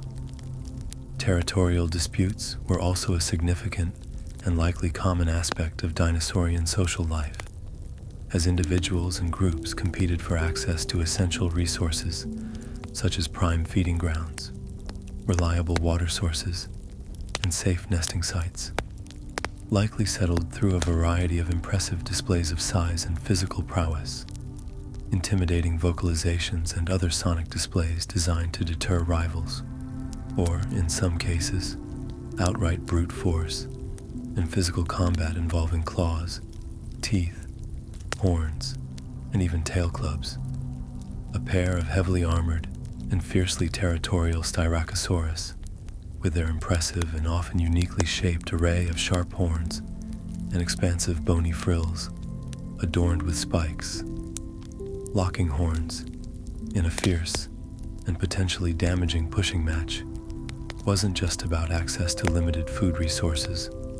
or prime watering holes. Sometimes, it was also a primal display of establishing dominance within a social group, asserting territorial ownership over a valuable area, or even competing for the attention of potential mates. A raw and visceral display of ego and physical superiority in the prehistoric world. And of course, despite the potential for social cooperation and elaborate courtship, there were also fights. Plenty of compelling and often brutal fossilized evidence, bearing the undeniable scars of ancient conflicts, shows injuries sustained from intense dino-on-dino battles, broken horns that show signs of healing, indicating survival after a violent encounter, smashed ribs bearing the unmistakable marks of powerful impacts from claws or teeth, and even teeth from one unfortunate dinosaur embedded deep within the bone of another, silent and permanent testaments to violent territorial clashes, disputes over mates, or desperate struggles for survival. Social life in the Cretaceous, just like life in any complex and dynamic ecosystem, was undoubtedly complicated, a messy and often unpredictable interplay of affection, rivalry, fierce parenting instincts, and perhaps even awkward, species-specific neighborly grunts and interactions, all wrapped in a fascinating and diverse array of scales, feathers in every imaginable color, and formidable bony armor, a testament to the rich and often dramatic interactions that shape the lives of these incredible and long-vanished creatures. Chapter 8: A Day in the Life of a Dinosaur. Imagine, for a moment, the deeply ingrained sensory experience of slowly awakening as a substantial iguanodon, a large and sturdy herbivore boasting powerful hind legs built for efficient locomotion and distinctive, sharp thumb spikes that serve as both defensive weapons and aids in stripping vegetation in the lush and perpetually humid environment of the early Cretaceous period, a world teeming with a vibrant array of plant and animal life. The sun, a pale orange orb just beginning its ascent above the horizon, gradually pierces through the dense canopy of towering ferns and ancient cycads, casting long, dappled shadows that dance and shift across the sprawling fern valley, painting the misty landscape in soft, ethereal hues of warm gold and deep emerald green, the air still thick with the cool embrace of the receding night. The air, heavy with the lingering dampness of the night's humidity and recent rainfall, carries a rich and earthy aroma, a complex and invigorating blend of the slightly musty scent of wet bark peeling from colossal conifers, the delicate and subtly sweet fragrance of pollen drifting from early and exotic flowering plants beginning their evolutionary bloom, and the grounding, slightly musky scent of the damp soil and decaying leaf litter underfoot. A symphony of primeval smells. You slowly stretch your powerful, three-fingered arms, each digit tipped with that formidable and multi-purpose thumb spike, a silent groan escaping your throat as stiff muscles begin to loosen. Grunt a low, resonant sound that echoes deep within your chest and reverberates through the surrounding, dense vegetation. A primeval yawn, signaling the unhurried start of another day in the constant, never-ending rhythm of survival. The fundamental and ever-present tasks of diligently searching for and consuming enough food, vast quantities of plant matter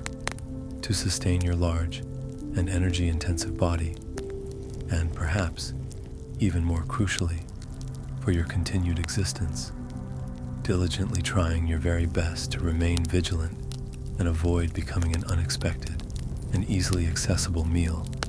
for one of the many sharp-toothed and highly efficient predators that share your ancient and often perilous world. You slowly and deliberately join your herd, a substantial and reassuring gathering of perhaps 50, maybe even 100 or more other iguanodon of various sizes and ages, from young, still growing individuals to large, fully mature adults, their collective bulk and shared vigilance offering a small but significant measure of safety and early warning in a world teeming with dangerous predators. And together, with a low chorus of soft grunts and rustling movements, you begin your daily trek towards the familiar and life-giving riverbank, a vital and essential source of fresh, clean water for drinking and often surrounded by particularly lush and palatable vegetation that thrives in the moist soil. Along the way through the dense and often tangled undergrowth of ferns, horsetails, and low-lying cycads, you observe a young and still somewhat clumsy juvenile stegosaurus, its iconic and distinctive dorsal plates still relatively small, and its formidable tail, spikes not yet fully developed into the truly formidable defensive weapons they will eventually become, attempting, with an earnest but ultimately futile and somewhat comical display of clumsy tail swishing, to intimidate a brightly colored, large butterfly with intricate wing patterns, fluttering lazily nearby, a seemingly insignificant but amusing interaction that serves as a brief, light-hearted moment of innocent curiosity in the otherwise serious and constant struggle for existence. Classic, inexperienced juvenile dinosaur behavior, all enthusiastic bravado and little real threat or understanding of the world. A silent and potentially deadly pack of sleek and agile dromaeosaurs, those swift and intelligent predators, perhaps a group of the highly coordinated Deinonychus with their signature sickle claws or a related, equally dangerous species of raptor, watches your large and relatively slow-moving herd from the shadowy and concealing cover of the dense tree line, their keen, forward-facing eyes perfectly adapted for spotting even subtle movements in the undergrowth, intently observing the herd for any telltale sign of weakness, injury, illness, or a young, inexperienced individual straying too far from the relative safety of the group.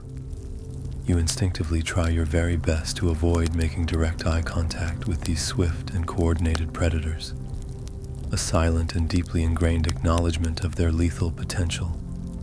and the inherent danger they represent to any unwary herbivore. Just another hopefully peaceful and uneventful day slowly unfolds, the essential and time-consuming task of diligently grazing on the abundant plant life to fuel your massive body, the constant underlying tension and awareness of the ever-present threat of predation lurking in the shadows, and the nagging, slightly panicked feeling that occasionally surfaces as you try to remember the precise location where you carefully left your nest, a precious and vulnerable investment in the uncertain future of your lineage. Your senses are constantly and acutely on high alert, a fundamental and deeply ingrained aspect of survival In this ancient and often unforgiving prehistoric world,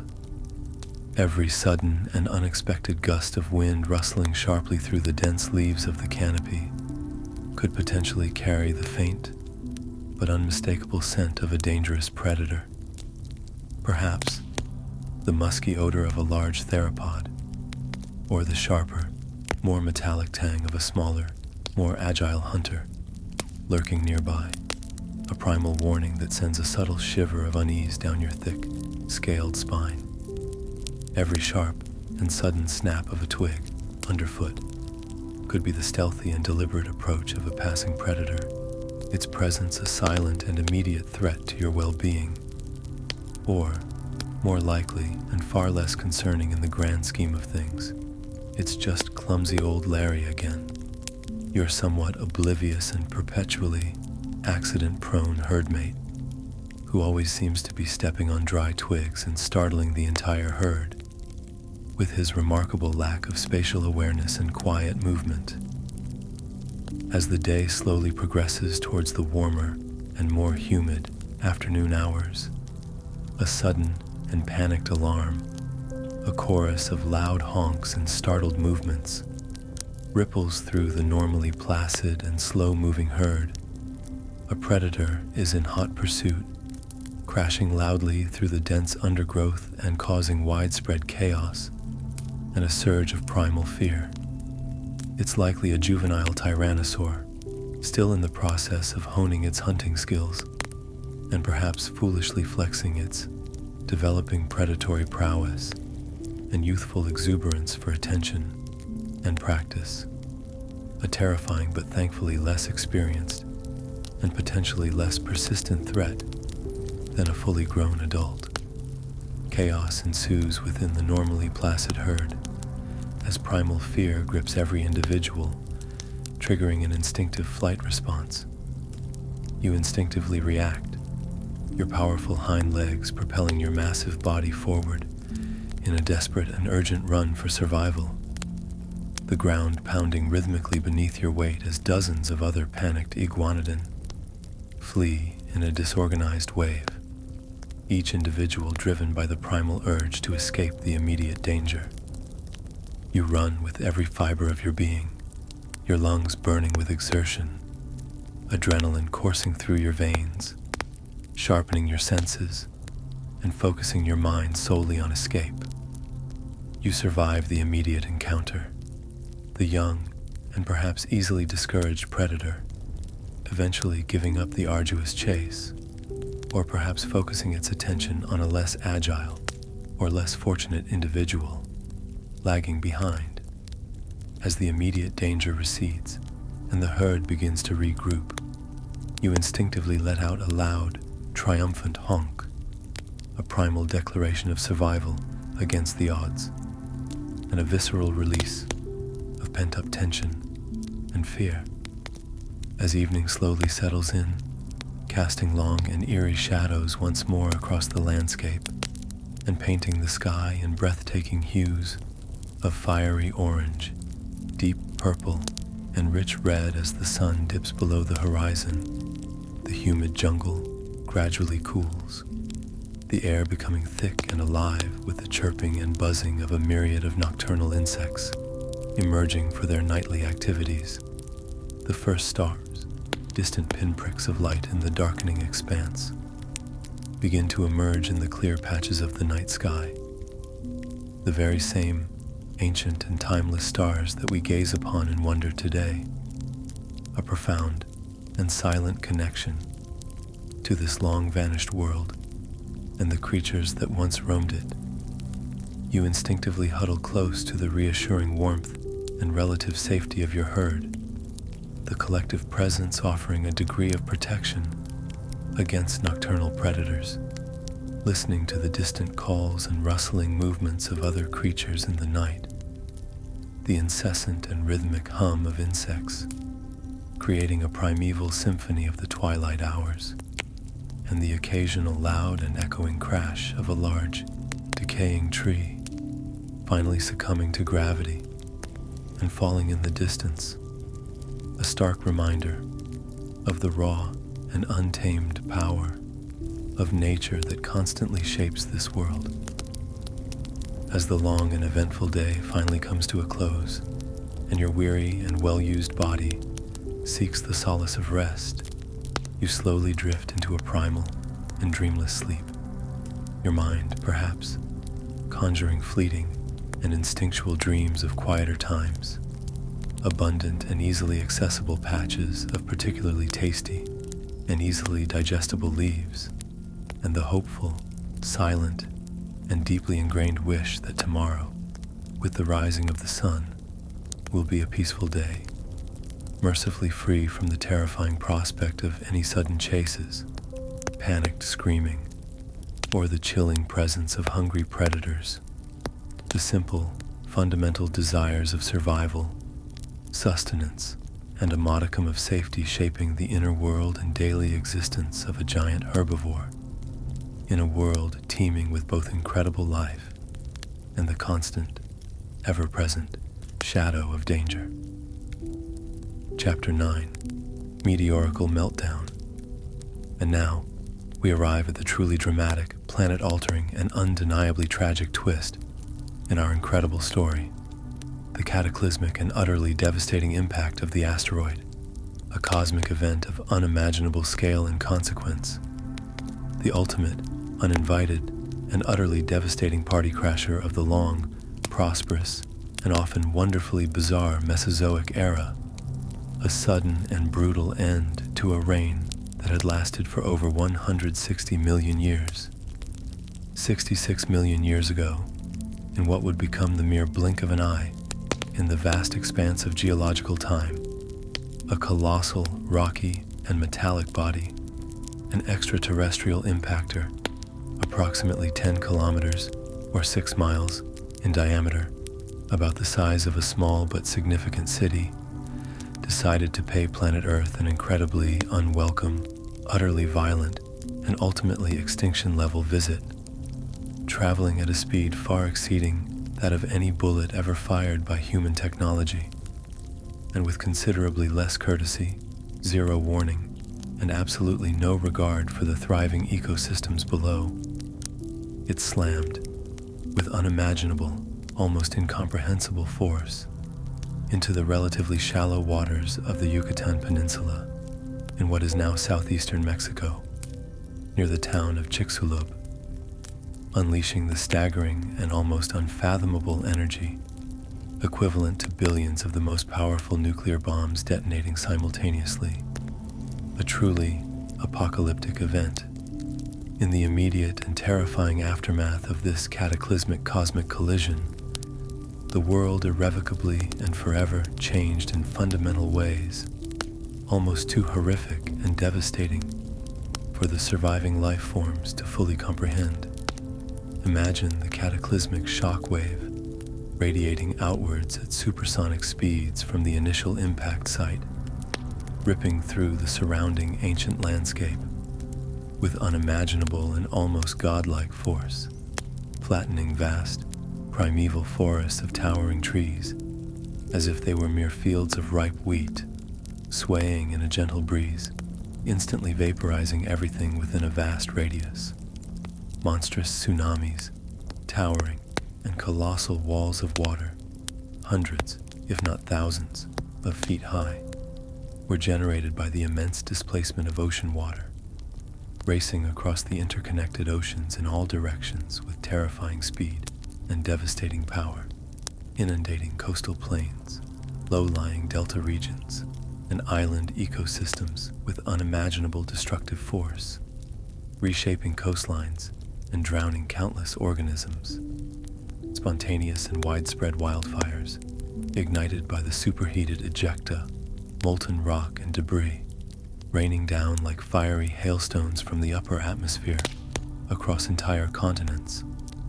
erupted across vast stretches of land, turning lush and verdant forests into raging infernos that consumed everything in their path, releasing vast amounts of soot and greenhouse gases into the already disrupted atmosphere. This wasn't just a really bad day, or even a bad century, for the dinosaurs and the myriad other life forms that thrived alongside them. It was a cosmic-level mass extinction event, a planetary-scale catastrophe of unimaginable proportions that screamed, in the silent language of geological upheaval, who hit the giant reset button on the entire planet and erased so much of its recent history. But the initial,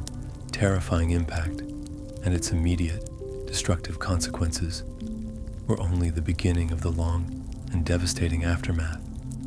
a prolonged period of environmental chaos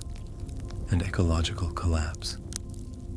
Imagine the sheer and almost unfathomable scale of the debris blasted high skyward by the force of the impact. Trillions upon trillions of tons of pulverized rock from both the asteroid and the Earth's crust, fine dust particles and vaporized material ejected high into the upper atmosphere and even beyond, forming a thick, opaque, and sunlight-blocking veil that completely blotted out the life-giving sun for months, perhaps even extending into years, plunging the entire planet into an eerie and prolonged darkness. This sudden and catastrophic loss of sunlight triggered a catastrophic and cascading collapse of the delicate global food chain, the intricate web of life that sustained all living organisms. Temperatures plummeted drastically across the globe, plunging the entire world into a prolonged and artificial impact winter, a planetary-scale cooling event akin to a nuclear winter, but without the preceding nuclear war, creating a dark and frigid world. Photosynthesis, the fundamental biological process that sustains the vast majority of life on Earth, by converting sunlight into energy, ground to a complete and devastating halt. Plants, unable to receive the essential sunlight, withered, starved, and died en masse, leading to widespread deforestation and the loss of primary producers. Herbivorous dinosaurs, their primary and often specialized food sources, vanished with alarming speed, faced mass starvation on an unprecedented and unimaginable scale, their massive bodies requiring enormous amounts of vegetation to survive. And the carnivorous dinosaurs, the apex predators that relied directly or indirectly on these now disappearing herbivores, with no remaining prey to hunt across the desolate landscapes, inexorably and tragically faded into extinction, their long and dominant reign brought to a sudden, brutal, and irreversible end by an uninvited visitor from space. This wasn't a swift single-day apocalypse that brought immediate oblivion. It was a drawn-out, agonizingly slow, and ultimately irreversible spiral into darkness, cold, and death for the vast majority of large terrestrial life. Ecosystems, once vibrant, teeming with an incredible and often bizarre diversity of life forms, and finely balanced through millions of years of evolution, collapsed like a fragile house of dominoes, each falling and impacting the others in a devastating chain reaction. Imagine the last surviving non-avian dinosaurs, weakened and disoriented, wandering through the perpetual twilight of a sunless world, their senses dulled by gnawing hunger, their massive bodies weakened by the relentless and unseasonable cold, and their minds likely confused, terrified, and utterly unable to comprehend the unfamiliar and hostile world that had suddenly enveloped them, completely unaware that their long and dominant reign over the terrestrial realm was rapidly coming to its bitter and irreversible end, a silent and tragic farewell to an era. Yet,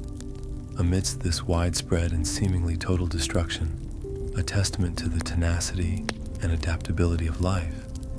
not all life on Earth perished in the immediate aftermath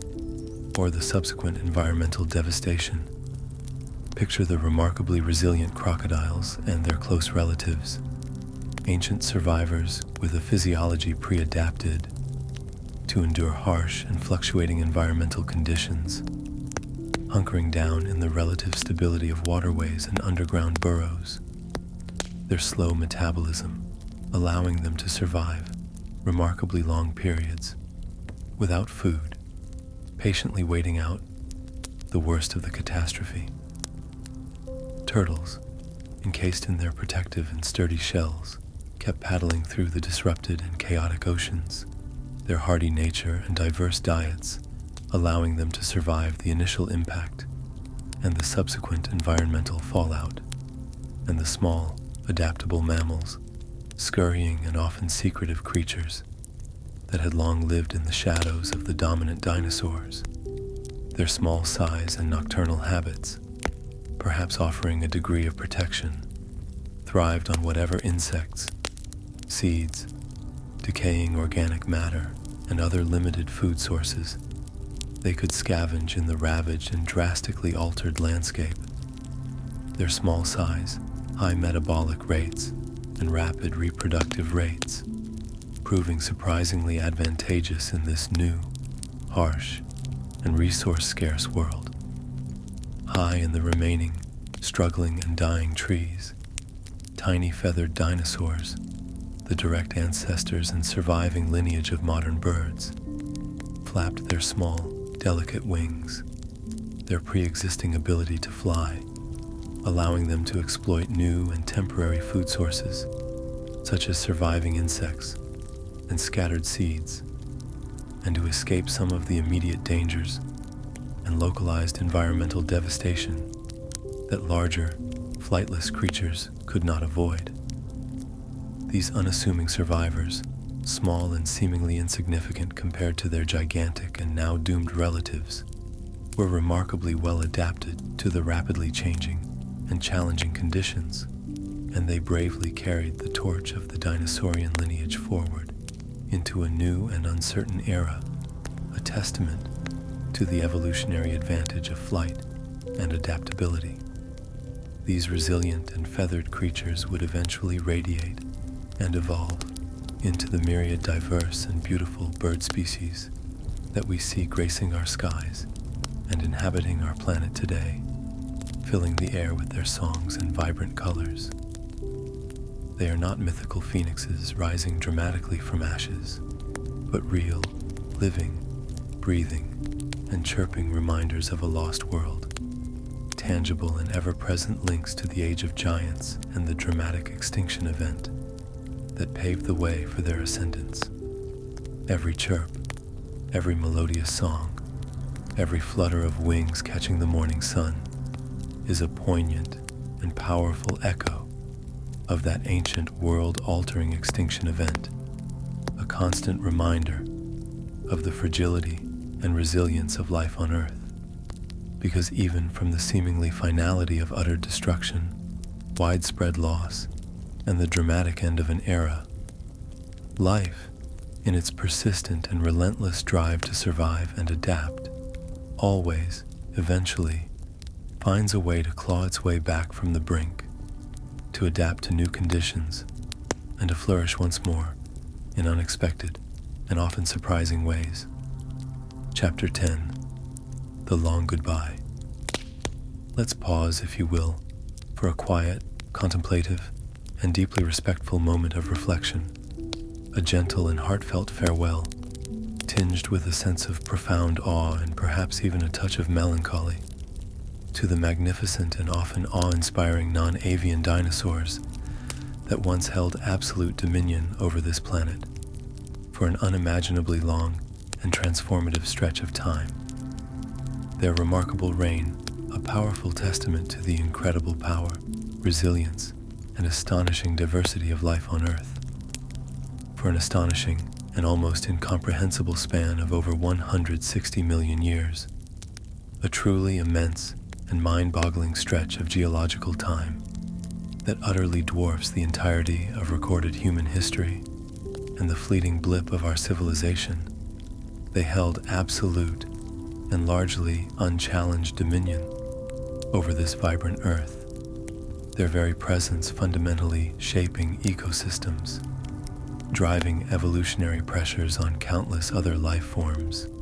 and influencing the very course of life's intricate and ever-branching evolution. Imagine the sheer vastness of that almost unimaginable timescale, stretching across vast geological epochs, witnessing continents that slowly shifted and dramatically collided over eons, enduring dramatic and often extreme cycles of prolonged volcanic winters that blotted out the life-giving sun, and long periods of intense, sweltering heat that baked the very land, and navigating wild, unpredictable, and often utterly bizarre evolutionary experiments that resulted in a breathtaking and bewildering array of forms, sizes, ecological adaptations, and behavioral complexities, creatures that often seem to defy the very laws of biology as we currently understand them, pushing the boundaries of what life could be. They were bold and often utterly bizarre in their physical forms, adorned with outlandish crests, formidable horns, and elaborate frills, wonderfully weird and uniquely adapted in their ecological roles, filling niches we can only begin to fully grasp, and they thrived in nearly every conceivable terrestrial corner of the globe, from the icy and dark polar regions that experienced long periods of freezing temperatures and seasonal darkness, to the steamy, verdant, and perpetually humid tropical jungles teeming with an almost unimaginable abundance of life. Some were fearsome and highly specialized hunters, apex predators with their teeth ruthlessly evolved into razor-sharp serrated blades, capable of tearing through flesh and crushing bone with terrifying efficiency. Their claws developed into formidable talons precisely engineered for grasping, subduing, and dismembering prey with brutal effectiveness. Others were gentle giants, peaceful, and often highly social herbivores that roamed in vast, rumbling herds that could literally shake the very ground with their immense weight and synchronized movements. Their massive bodies sustained by the constant and prodigious consumption of tons upon tons of diverse vegetation. Their lives a continuous cycle of browsing, migrating, and maintaining complex social structures. Some lumbered ponderously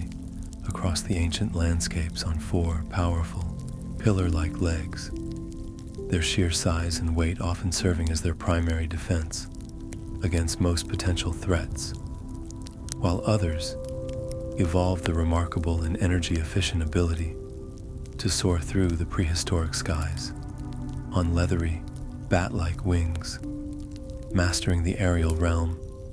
or with the delicate and increasingly sophisticated grace of feathered flight, filling a wide array of aerial niches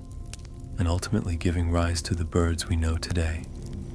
Some were adorned with intricate and often brilliantly colorful feathers, used for elaborate and captivating displays of courtship and complex communication,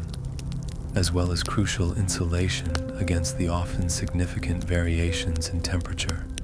while others were encased in formidable and often ornate suits of bony armor, complete with sharp spikes, powerful tail clubs capable of delivering devastating blows, and protective bony shields,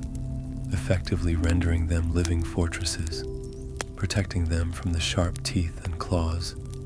of even the most determined predators. They sang their own ancient and now silent songs, vocalizations that echoed through the primeval forests and plains. They roared their territorial challenges across vast distances, establishing dominance and warning rivals. They built nests with meticulous care and often tenderly raised their young, exhibiting a wide range of complex social behaviors, from intricate herding strategies and cooperative pack hunting to elaborate and often visually stunning mating rituals that involved intricate displays and vocalizations, behaviors that we are only beginning to truly understand and appreciate through the painstaking work of paleontological discovery and the detailed analysis of the precious fossil record They adapted to ever-changing environments over millions upon millions of years. They dominated their diverse and often extreme ecosystems, and eventually,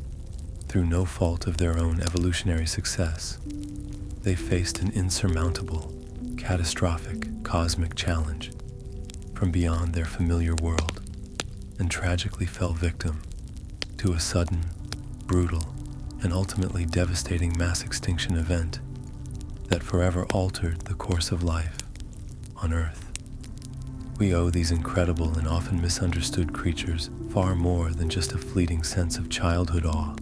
and perhaps a passing fascination fueled by popular culture and cinematic portrayals. Dinosaurs have left us with profound and enduring lessons, etched not only in the fossilized stone that miraculously preserves their ancient forms, but also in the very genes of their remarkable living descendants, the diverse and ubiquitous birds that grace our modern skies with their beauty and song. They have taught us, through their spectacular rise to global dominance and their ultimate tragic fall, that power, no matter how absolute and seemingly unshakable it may appear, within its own temporal context, is ultimately not permanent in the grand and sweeping tapestry of geological time, a humbling reminder of the impermanence of even the most successful lineages, that even the mightiest and most adaptable empires of life must eventually yield to the relentless and often unpredictable forces of change, both terrestrial and extraterrestrial, that constantly shape, reshape, and ultimately govern our dynamic and ever-evolving planet. And perhaps most importantly, they have shown us, through their long and often bizarre reign, and the subsequent and equally remarkable diversification of life that followed their demise, that life itself, in its inherent beauty, astonishing resilience, and often utterly unpredictable nature, always, against all odds, finds a way to move forward, to adapt to even the most drastic and challenging new circumstances, and to persist, even in the face of seemingly unimaginable devastation, loss, and the complete upheaval of the established order. So, let's raise a metaphorical glass, perhaps filled with the cool, clear water of ancient groundwater that once sustained these magnificent beings as they roamed the prehistoric Earth, to the lumbering and iconic Stegosaurus, with its elegant and utterly unique double row of distinctive dorsal plates running along its back and its surprisingly formidable and potentially lethal spiky tail. A truly unique and unforgettable silhouette etched forever in the annals of prehistory, a walking, spiny parade float of the Mesozoic era, a testament to evolutionary experimentation, to the mighty and forever captivating Tyrannosaurus Rex, forever immortalized in our collective imaginations as the undisputed king of the dinosaurs, forever caught in that iconic and somewhat awkward yet undeniably awesome and terrifying pose, with its massive, bone-crushing jaws and those strangely diminutive forelimbs, a paradox of evolutionary design, to the often misunderstood and increasingly appreciated fluffy little raptors, perhaps more interested in the intricate details of their potentially colorful feathered plumage and the delicate dance of sunlight filtering through the ancient foliage than in solely tearing flesh. Their surprising intelligence and complex social behaviors hinting at untold possibilities for cognitive abilities and communication that we are only beginning to uncover. Goodbye, magnificent giants of a lost and wondrous age. Your echoes still resonate through time. You were never truly forgotten, your remarkable legacy echoing through the ages in the rocks beneath our feet and the birds soaring above our heads. You became enduring legends, whispered in the ancient rocks, vivid and captivating characters in our scientific discoveries, our imaginative stories, and our artistic representations, and an integral and foundational part of the very fabric of life that continues to evolve, adapt, and flourish on this ever-changing planet today. You, in a remarkable and unexpected twist of evolutionary fate, became the birds. Your thunderous roar and earth-shaking footsteps transformed over millions of years into the delicate and often breathtakingly beautiful song that fills our modern world, a constant and poignant reminder of your enduring presence and the incredible journey of life on Earth.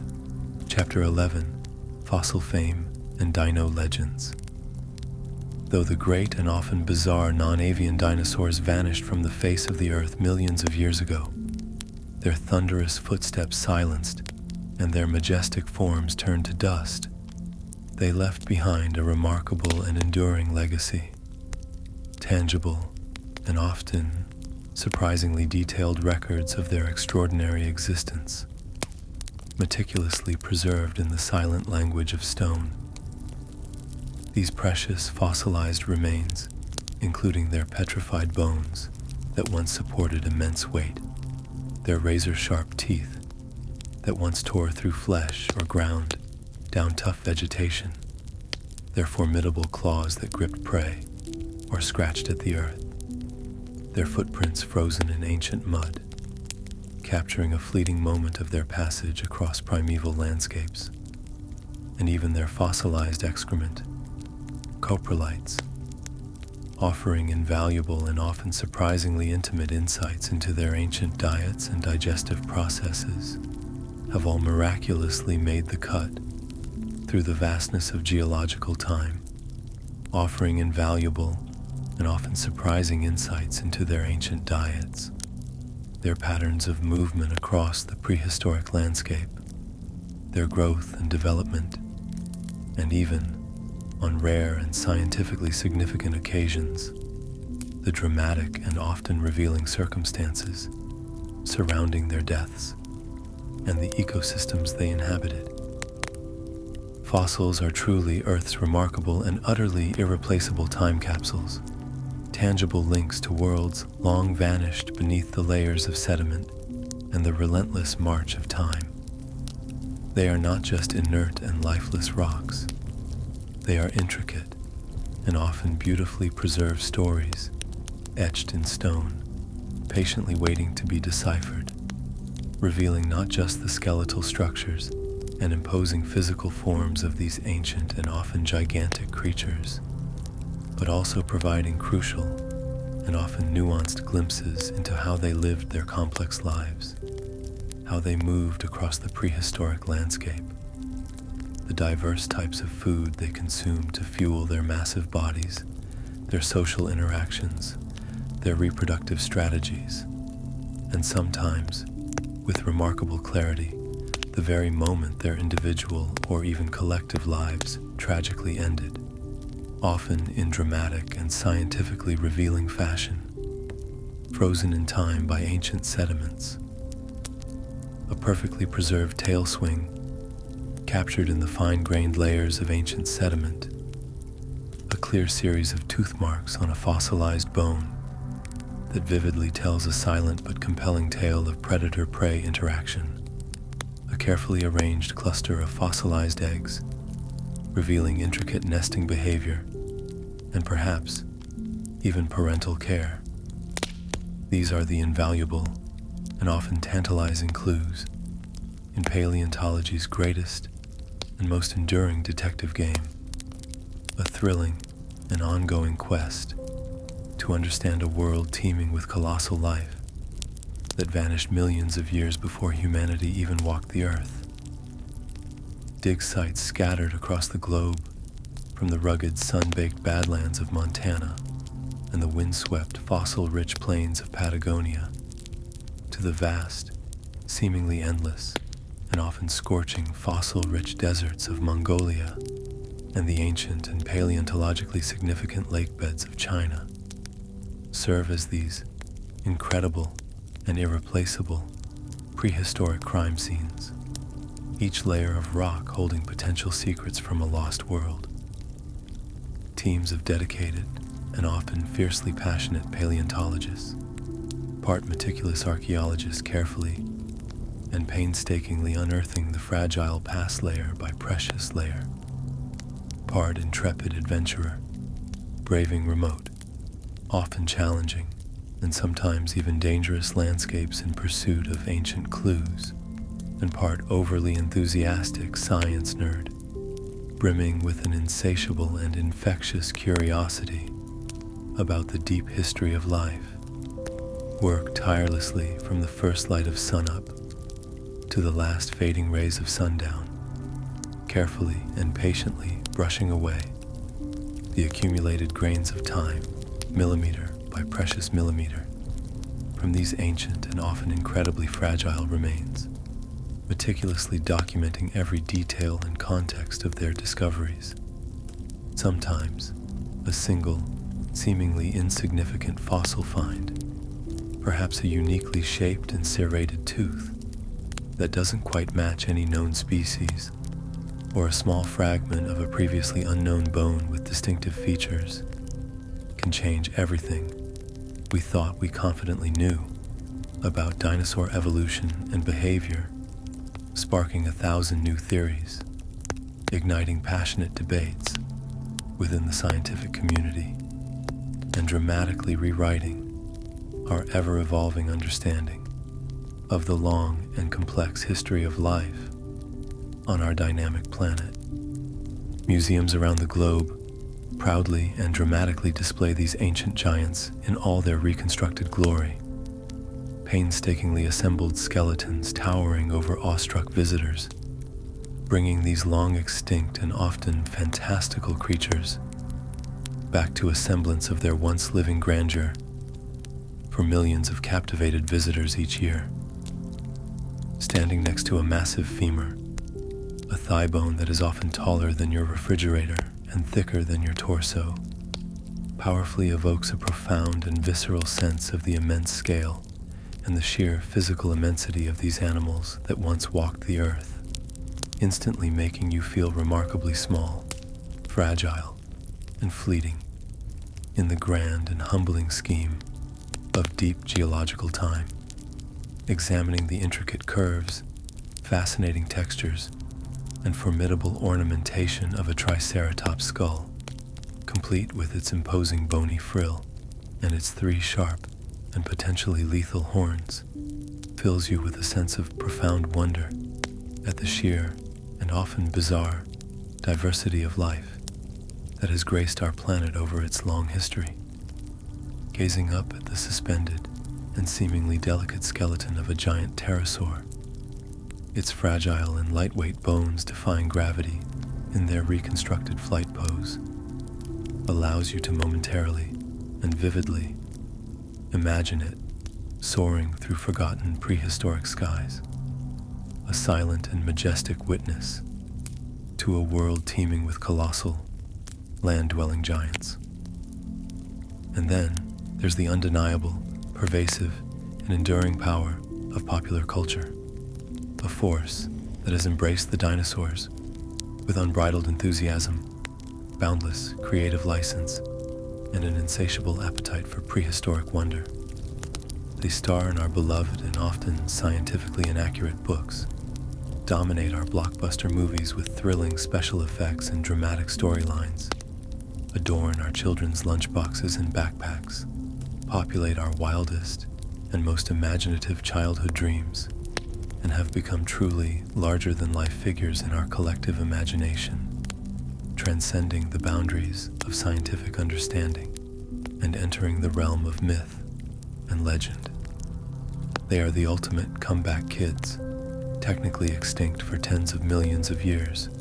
yet seemingly everywhere in our modern world, captivating new generations with their awe-inspiring forms, their thrilling stories of survival and dominance, and the enduring mystery surrounding their sudden disappearance. They have inspired countless young minds to pursue challenging careers in paleontology, archaeology, and the broader sciences, and fueled countless childhood obsessions with the wonders and mysteries of the prehistoric past, leaving an indelible mark on our cultural consciousness. But beyond the realms of entertainment and the crucial scientific discoveries that continue to illuminate their lives, dinosaurs also serve as a potent and enduring reminder of the fundamental and often harsh truth that change is a constant and often dramatic force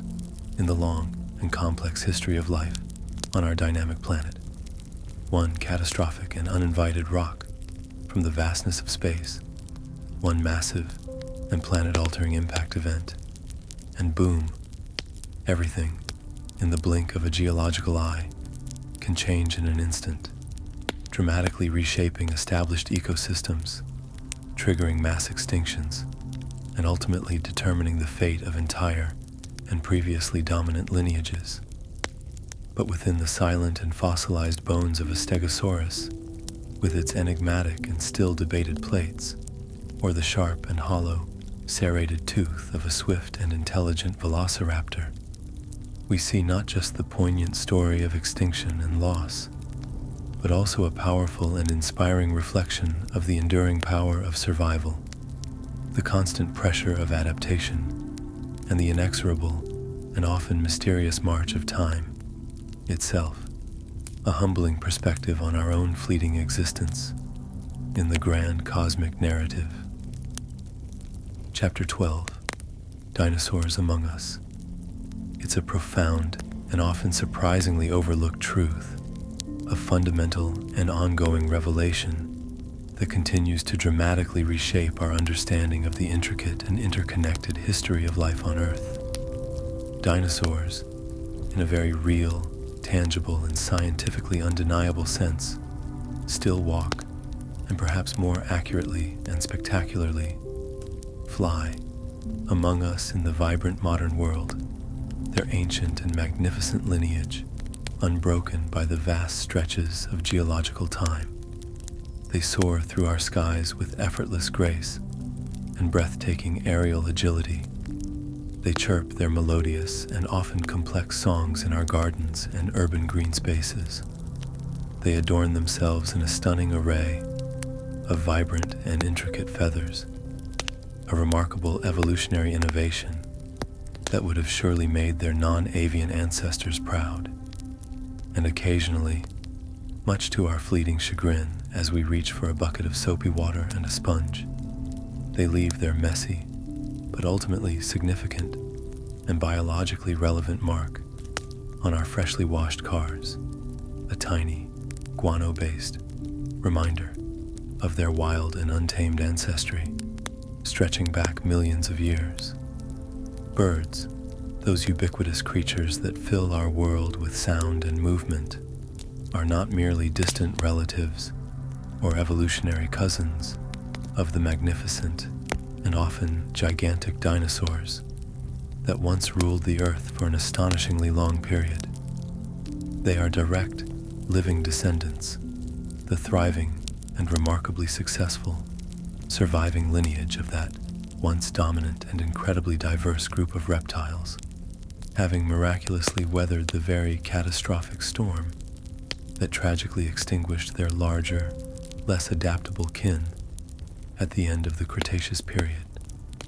Paleontologists, those dedicated detectives of deep time, armed with an ever-increasing wealth of remarkable new and often exquisitely preserved fossil discoveries, unearthed from around the globe, and employing increasingly sophisticated and cutting-edge advanced analytical techniques, including rigorous cladistic analysis that meticulously maps evolutionary relationships and the detailed study of microscopic bone structures, revealing crucial insights into physiology and growth, now routinely, confidently, and scientifically refer to birds as avian dinosaurs, firmly and unequivocally placing them within the inclusive and ever-expanding dinosaur family tree, not just as a distant offshoot or a specialized side branch, but as a direct and integral branch that continues to flourish. Meanwhile, their larger, now extinct relatives, the majestic and awe-inspiring Tyrannosaurus rex, the heavily armored and formidable Triceratops, the swift, intelligent, and wickedly clawed Eoraptor, are scientifically and precisely classified as non-avian dinosaurs, a crucial designation that clearly highlights their exclusion from the surviving and highly successful avian lineage, emphasizing the distinct evolutionary paths taken by these related but ultimately different groups. The evolutionary gap between these two seemingly disparate groups, the often colossal terrestrial giants and the agile and aerial masters of the modern skies, is far narrower and more blurred than we once naively imagined, beautifully and increasingly bridged by a growing and remarkably detailed body of compelling fossil evidence, revealing a fascinating and diverse array of feathered non-avian dinosaurs,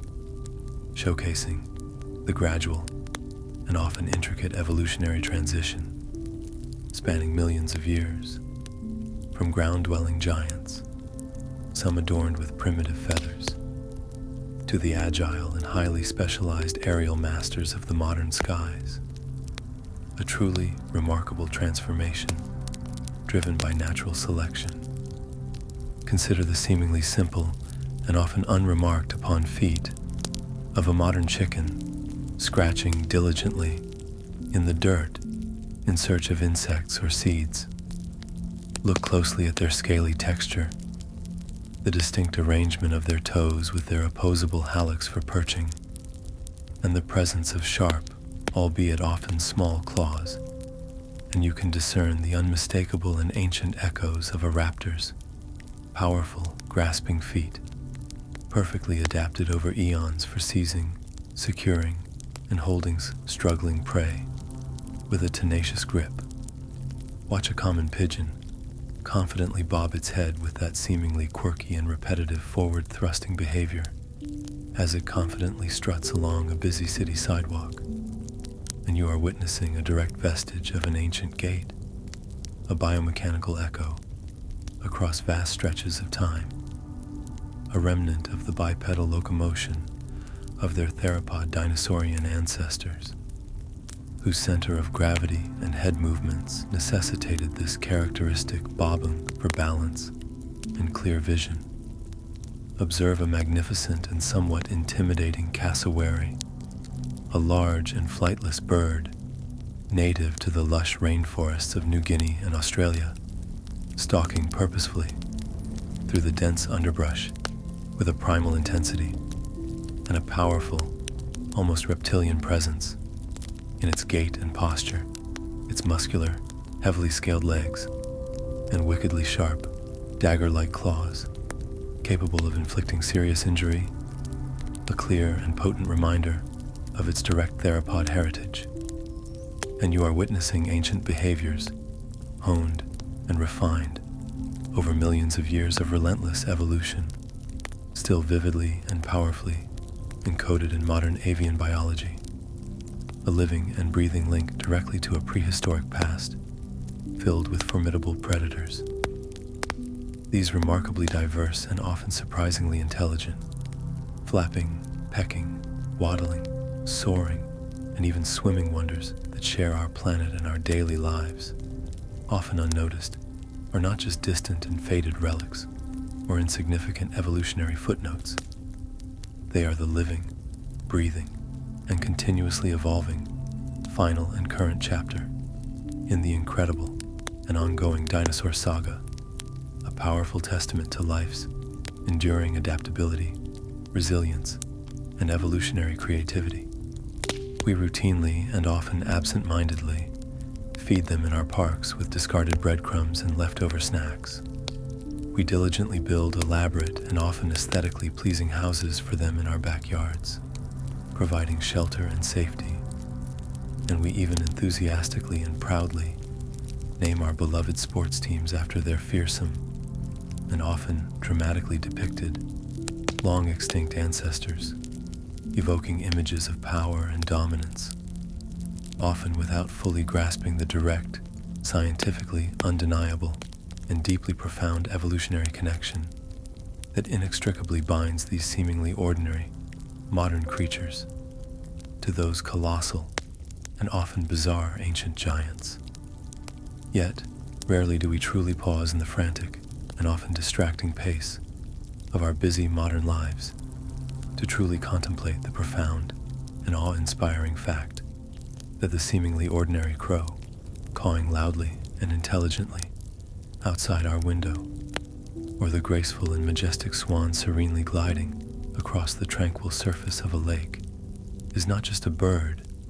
but a direct descendant, a living heir carrying the ancient genes of the very creatures that once thundered across the very ground we walk on, creatures that dominated the earth and shaped its ecosystems for an immense and almost unimaginable span of geological time, their reign lasting for over 160 million years. The remarkable dinosaur legacy lives on, not just in the silent fossilized bones meticulously locked away behind protective glass in museum exhibits, nor solely in the earth-shaking roar of colossal beasts that echoes only in our imaginations, cinematic representations, and scientific reconstructions, but in the gentle and comforting coo of a dove perched delicately on a windowsill, the melodious and cheerful song of a robin greeting the dawn with its vibrant trill, the sharp and piercing screech of a hawk soaring high above in search of unsuspecting prey, a modern aerial predator echoing its ancient ancestors. The prehistoric is not confined to dusty and dimly lit museum displays. It is vibrantly alive and all around us, nestled in carefully constructed nests, high in the branches of trees, perched precariously on power lines against the stark backdrop of our urban skyline, soaring effortlessly through our city skies on powerful and adaptable wings. Dinosaurs didn't simply and completely vanish from the face of the earth in a singular catastrophic event.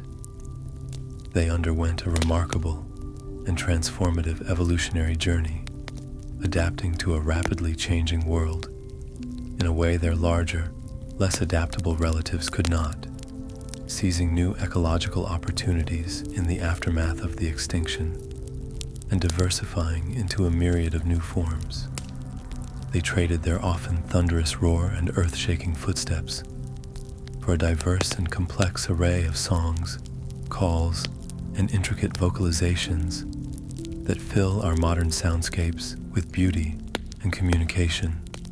Their often scaly and sometimes heavily armored hides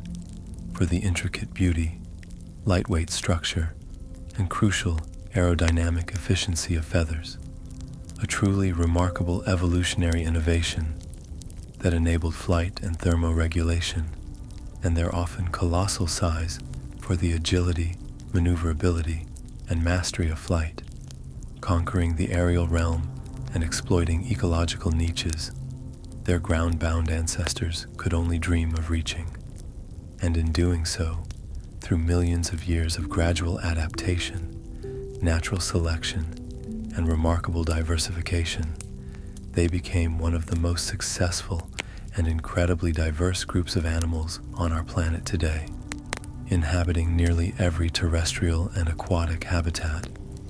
from frozen polar regions to scorching deserts, a living and breathing testament to the power of adaptation, the relentless and creative drive of evolution, and the enduring and often overlooked legacy of the age of dinosaurs,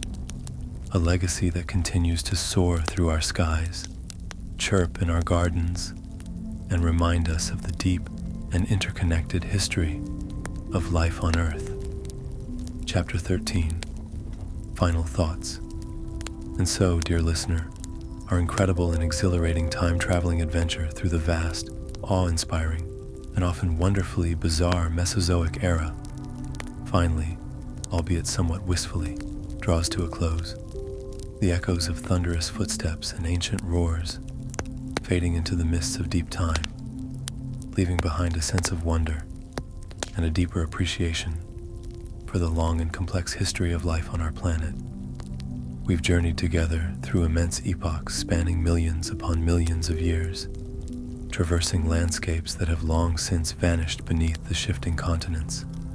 and the relentless forces of geological change,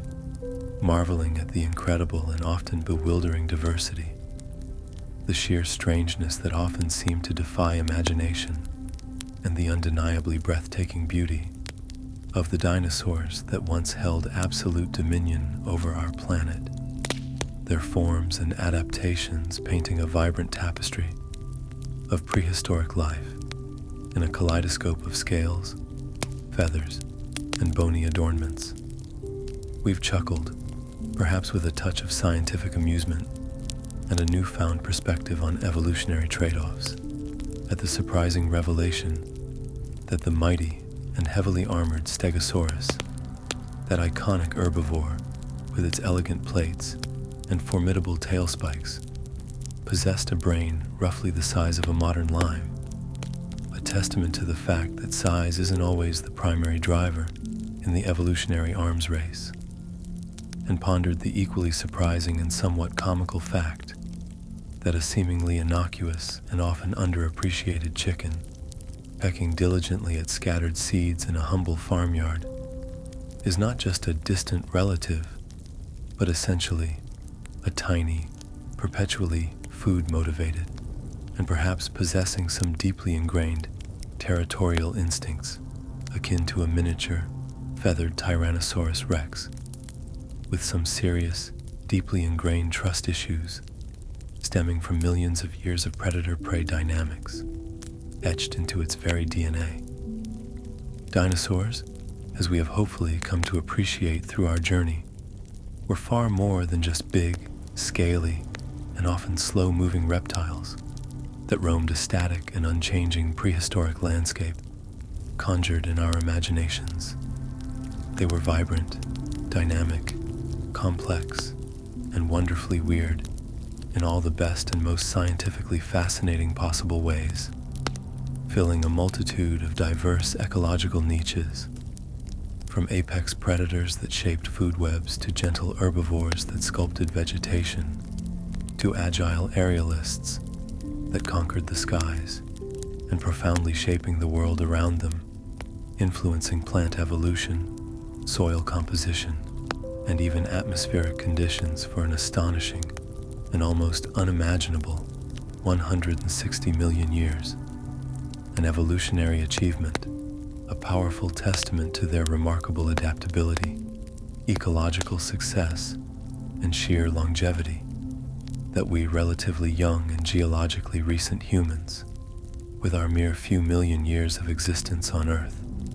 and our even shorter recorded history, can only stand in awe of, and perhaps even dream of replicating on such a grand and humbling timescale. Their eventual extinction, though a profound and tragic loss of irreplaceable biodiversity that forever altered the course of life on Earth, opening up ecological opportunities for other lineages, serves as a stark and humbling reminder of the unpredictable and often catastrophic forces, both terrestrial, like massive volcanic eruptions, and extraterrestrial, like asteroid impacts, that can suddenly and dramatically shape the long and ongoing history of life on our seemingly stable universe. But their enduring legacy is undeniably profound,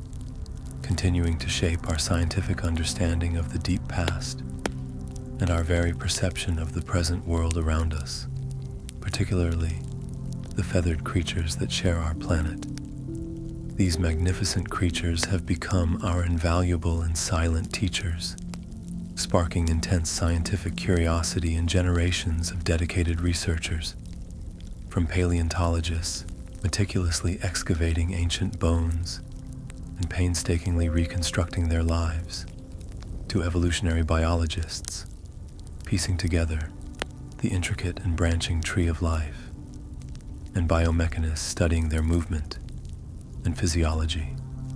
and inspiring countless groundbreaking discoveries in the fascinating and ever-evolving fields of paleontology, geology, evolutionary biology, and even biomechanics, shedding light on the fundamental processes that drive life's incredible journey. They are also our captivating entertainers, enthralling audiences of all ages, from wide-eyed children first encountering their majesty to seasoned adults captivated by their mystery, with their awe-inspiring forms, their dramatic struggles for survival etched in fossilized remains, and their thrilling stories brought vividly to life on the silver screen through the magic of cinema and in countless books that ignite our imaginations and fuel our sense of wonder about the deep past. They are powerful and enduring cultural icons, deeply embedded in our collective imagination, representing both the breathtaking wonder and the inherent fragility of the natural world, serving as potent symbols of a time long past and a constant reminder of the impermanence of even the most successful life forms in the face of planetary change. And perhaps most importantly, they serve as a constant and powerful reminder that change is an inherent, relentless, and often unpredictable force in the long and ongoing history of life on Earth, that even the most dominant and seemingly invincible species, ruling their world for millions of years, are ultimately not immune to the ultimate fate of extinction when confronted with unprecedented environmental shifts, and that sometimes the key to long-term evolutionary survival lies in the remarkable and often surprising power of adaptation, even if that means trading in your thunderous roar and colossal size for the gentle and persistent song of a parakeet, or the soaring grace of an eagle navigating modern skies. Thank you most sincerely, dear listener, for embarking on this incredible and illuminating journey through the vast expanse of deep time with me, for venturing into the lost and often fantastical worlds of the Triassic, Jurassic, and Cretaceous periods, for braving volcanic eruptions that darkened the skies, asteroid impacts that shook the very foundations of the planet, and the constant, ever-present threat of hungry predators with teeth like serrated knives alongside me, your humble narrator. I sincerely and wholeheartedly hope that your dreams tonight are filled with gentle giants peacefully browsing lush, prehistoric landscapes, bathed in the warm glow of an ancient sun, their massive forms casting long shadows across primeval ferns, and perhaps a few mischievous feathered raptors engaging in playful, albeit potentially slightly claw-filled, antics beneath the dense and verdant canopy of primeval forests, their intelligence and agility hinting at a complex social life. And I truly hope that when you hear the cheerful chirp of a bird outside your window tomorrow morning, a sound that might have once been a mighty roar echoing across continents, you'll pause for just a brief moment and perhaps even crack a knowing smile, thinking to yourself with a newfound appreciation and a sense of wonder, you little prehistoric miracle, you, a living testament to the enduring power of life, adaptation, and the long, winding path of evolution. Sleep well, dream deep and vivid dreams of ancient and wondrous worlds, teeming with life in all its bizarre and beautiful forms, and always remember the profound and enduring connection, both visible in the birds around us and invisible in the fossilized record beneath our feet, that we, as temporary inhabitants of this same ever-evolving planet, share with these magnificent creatures of the past. The past is never truly gone or completely forgotten. It often just undergoes a remarkable and transformative journey, shedding old forms and evolving new ones, grows vibrant feathers, and gracefully takes flight into the future, singing its ancient lineage to the dawn of a new day, a constant reminder of the incredible story of life on Earth. And if you made it this far and you're still awake, I guess you chose the caffeinated route. Bravo. I drank some Zlurb myself too. Like and subscribe and have a cozy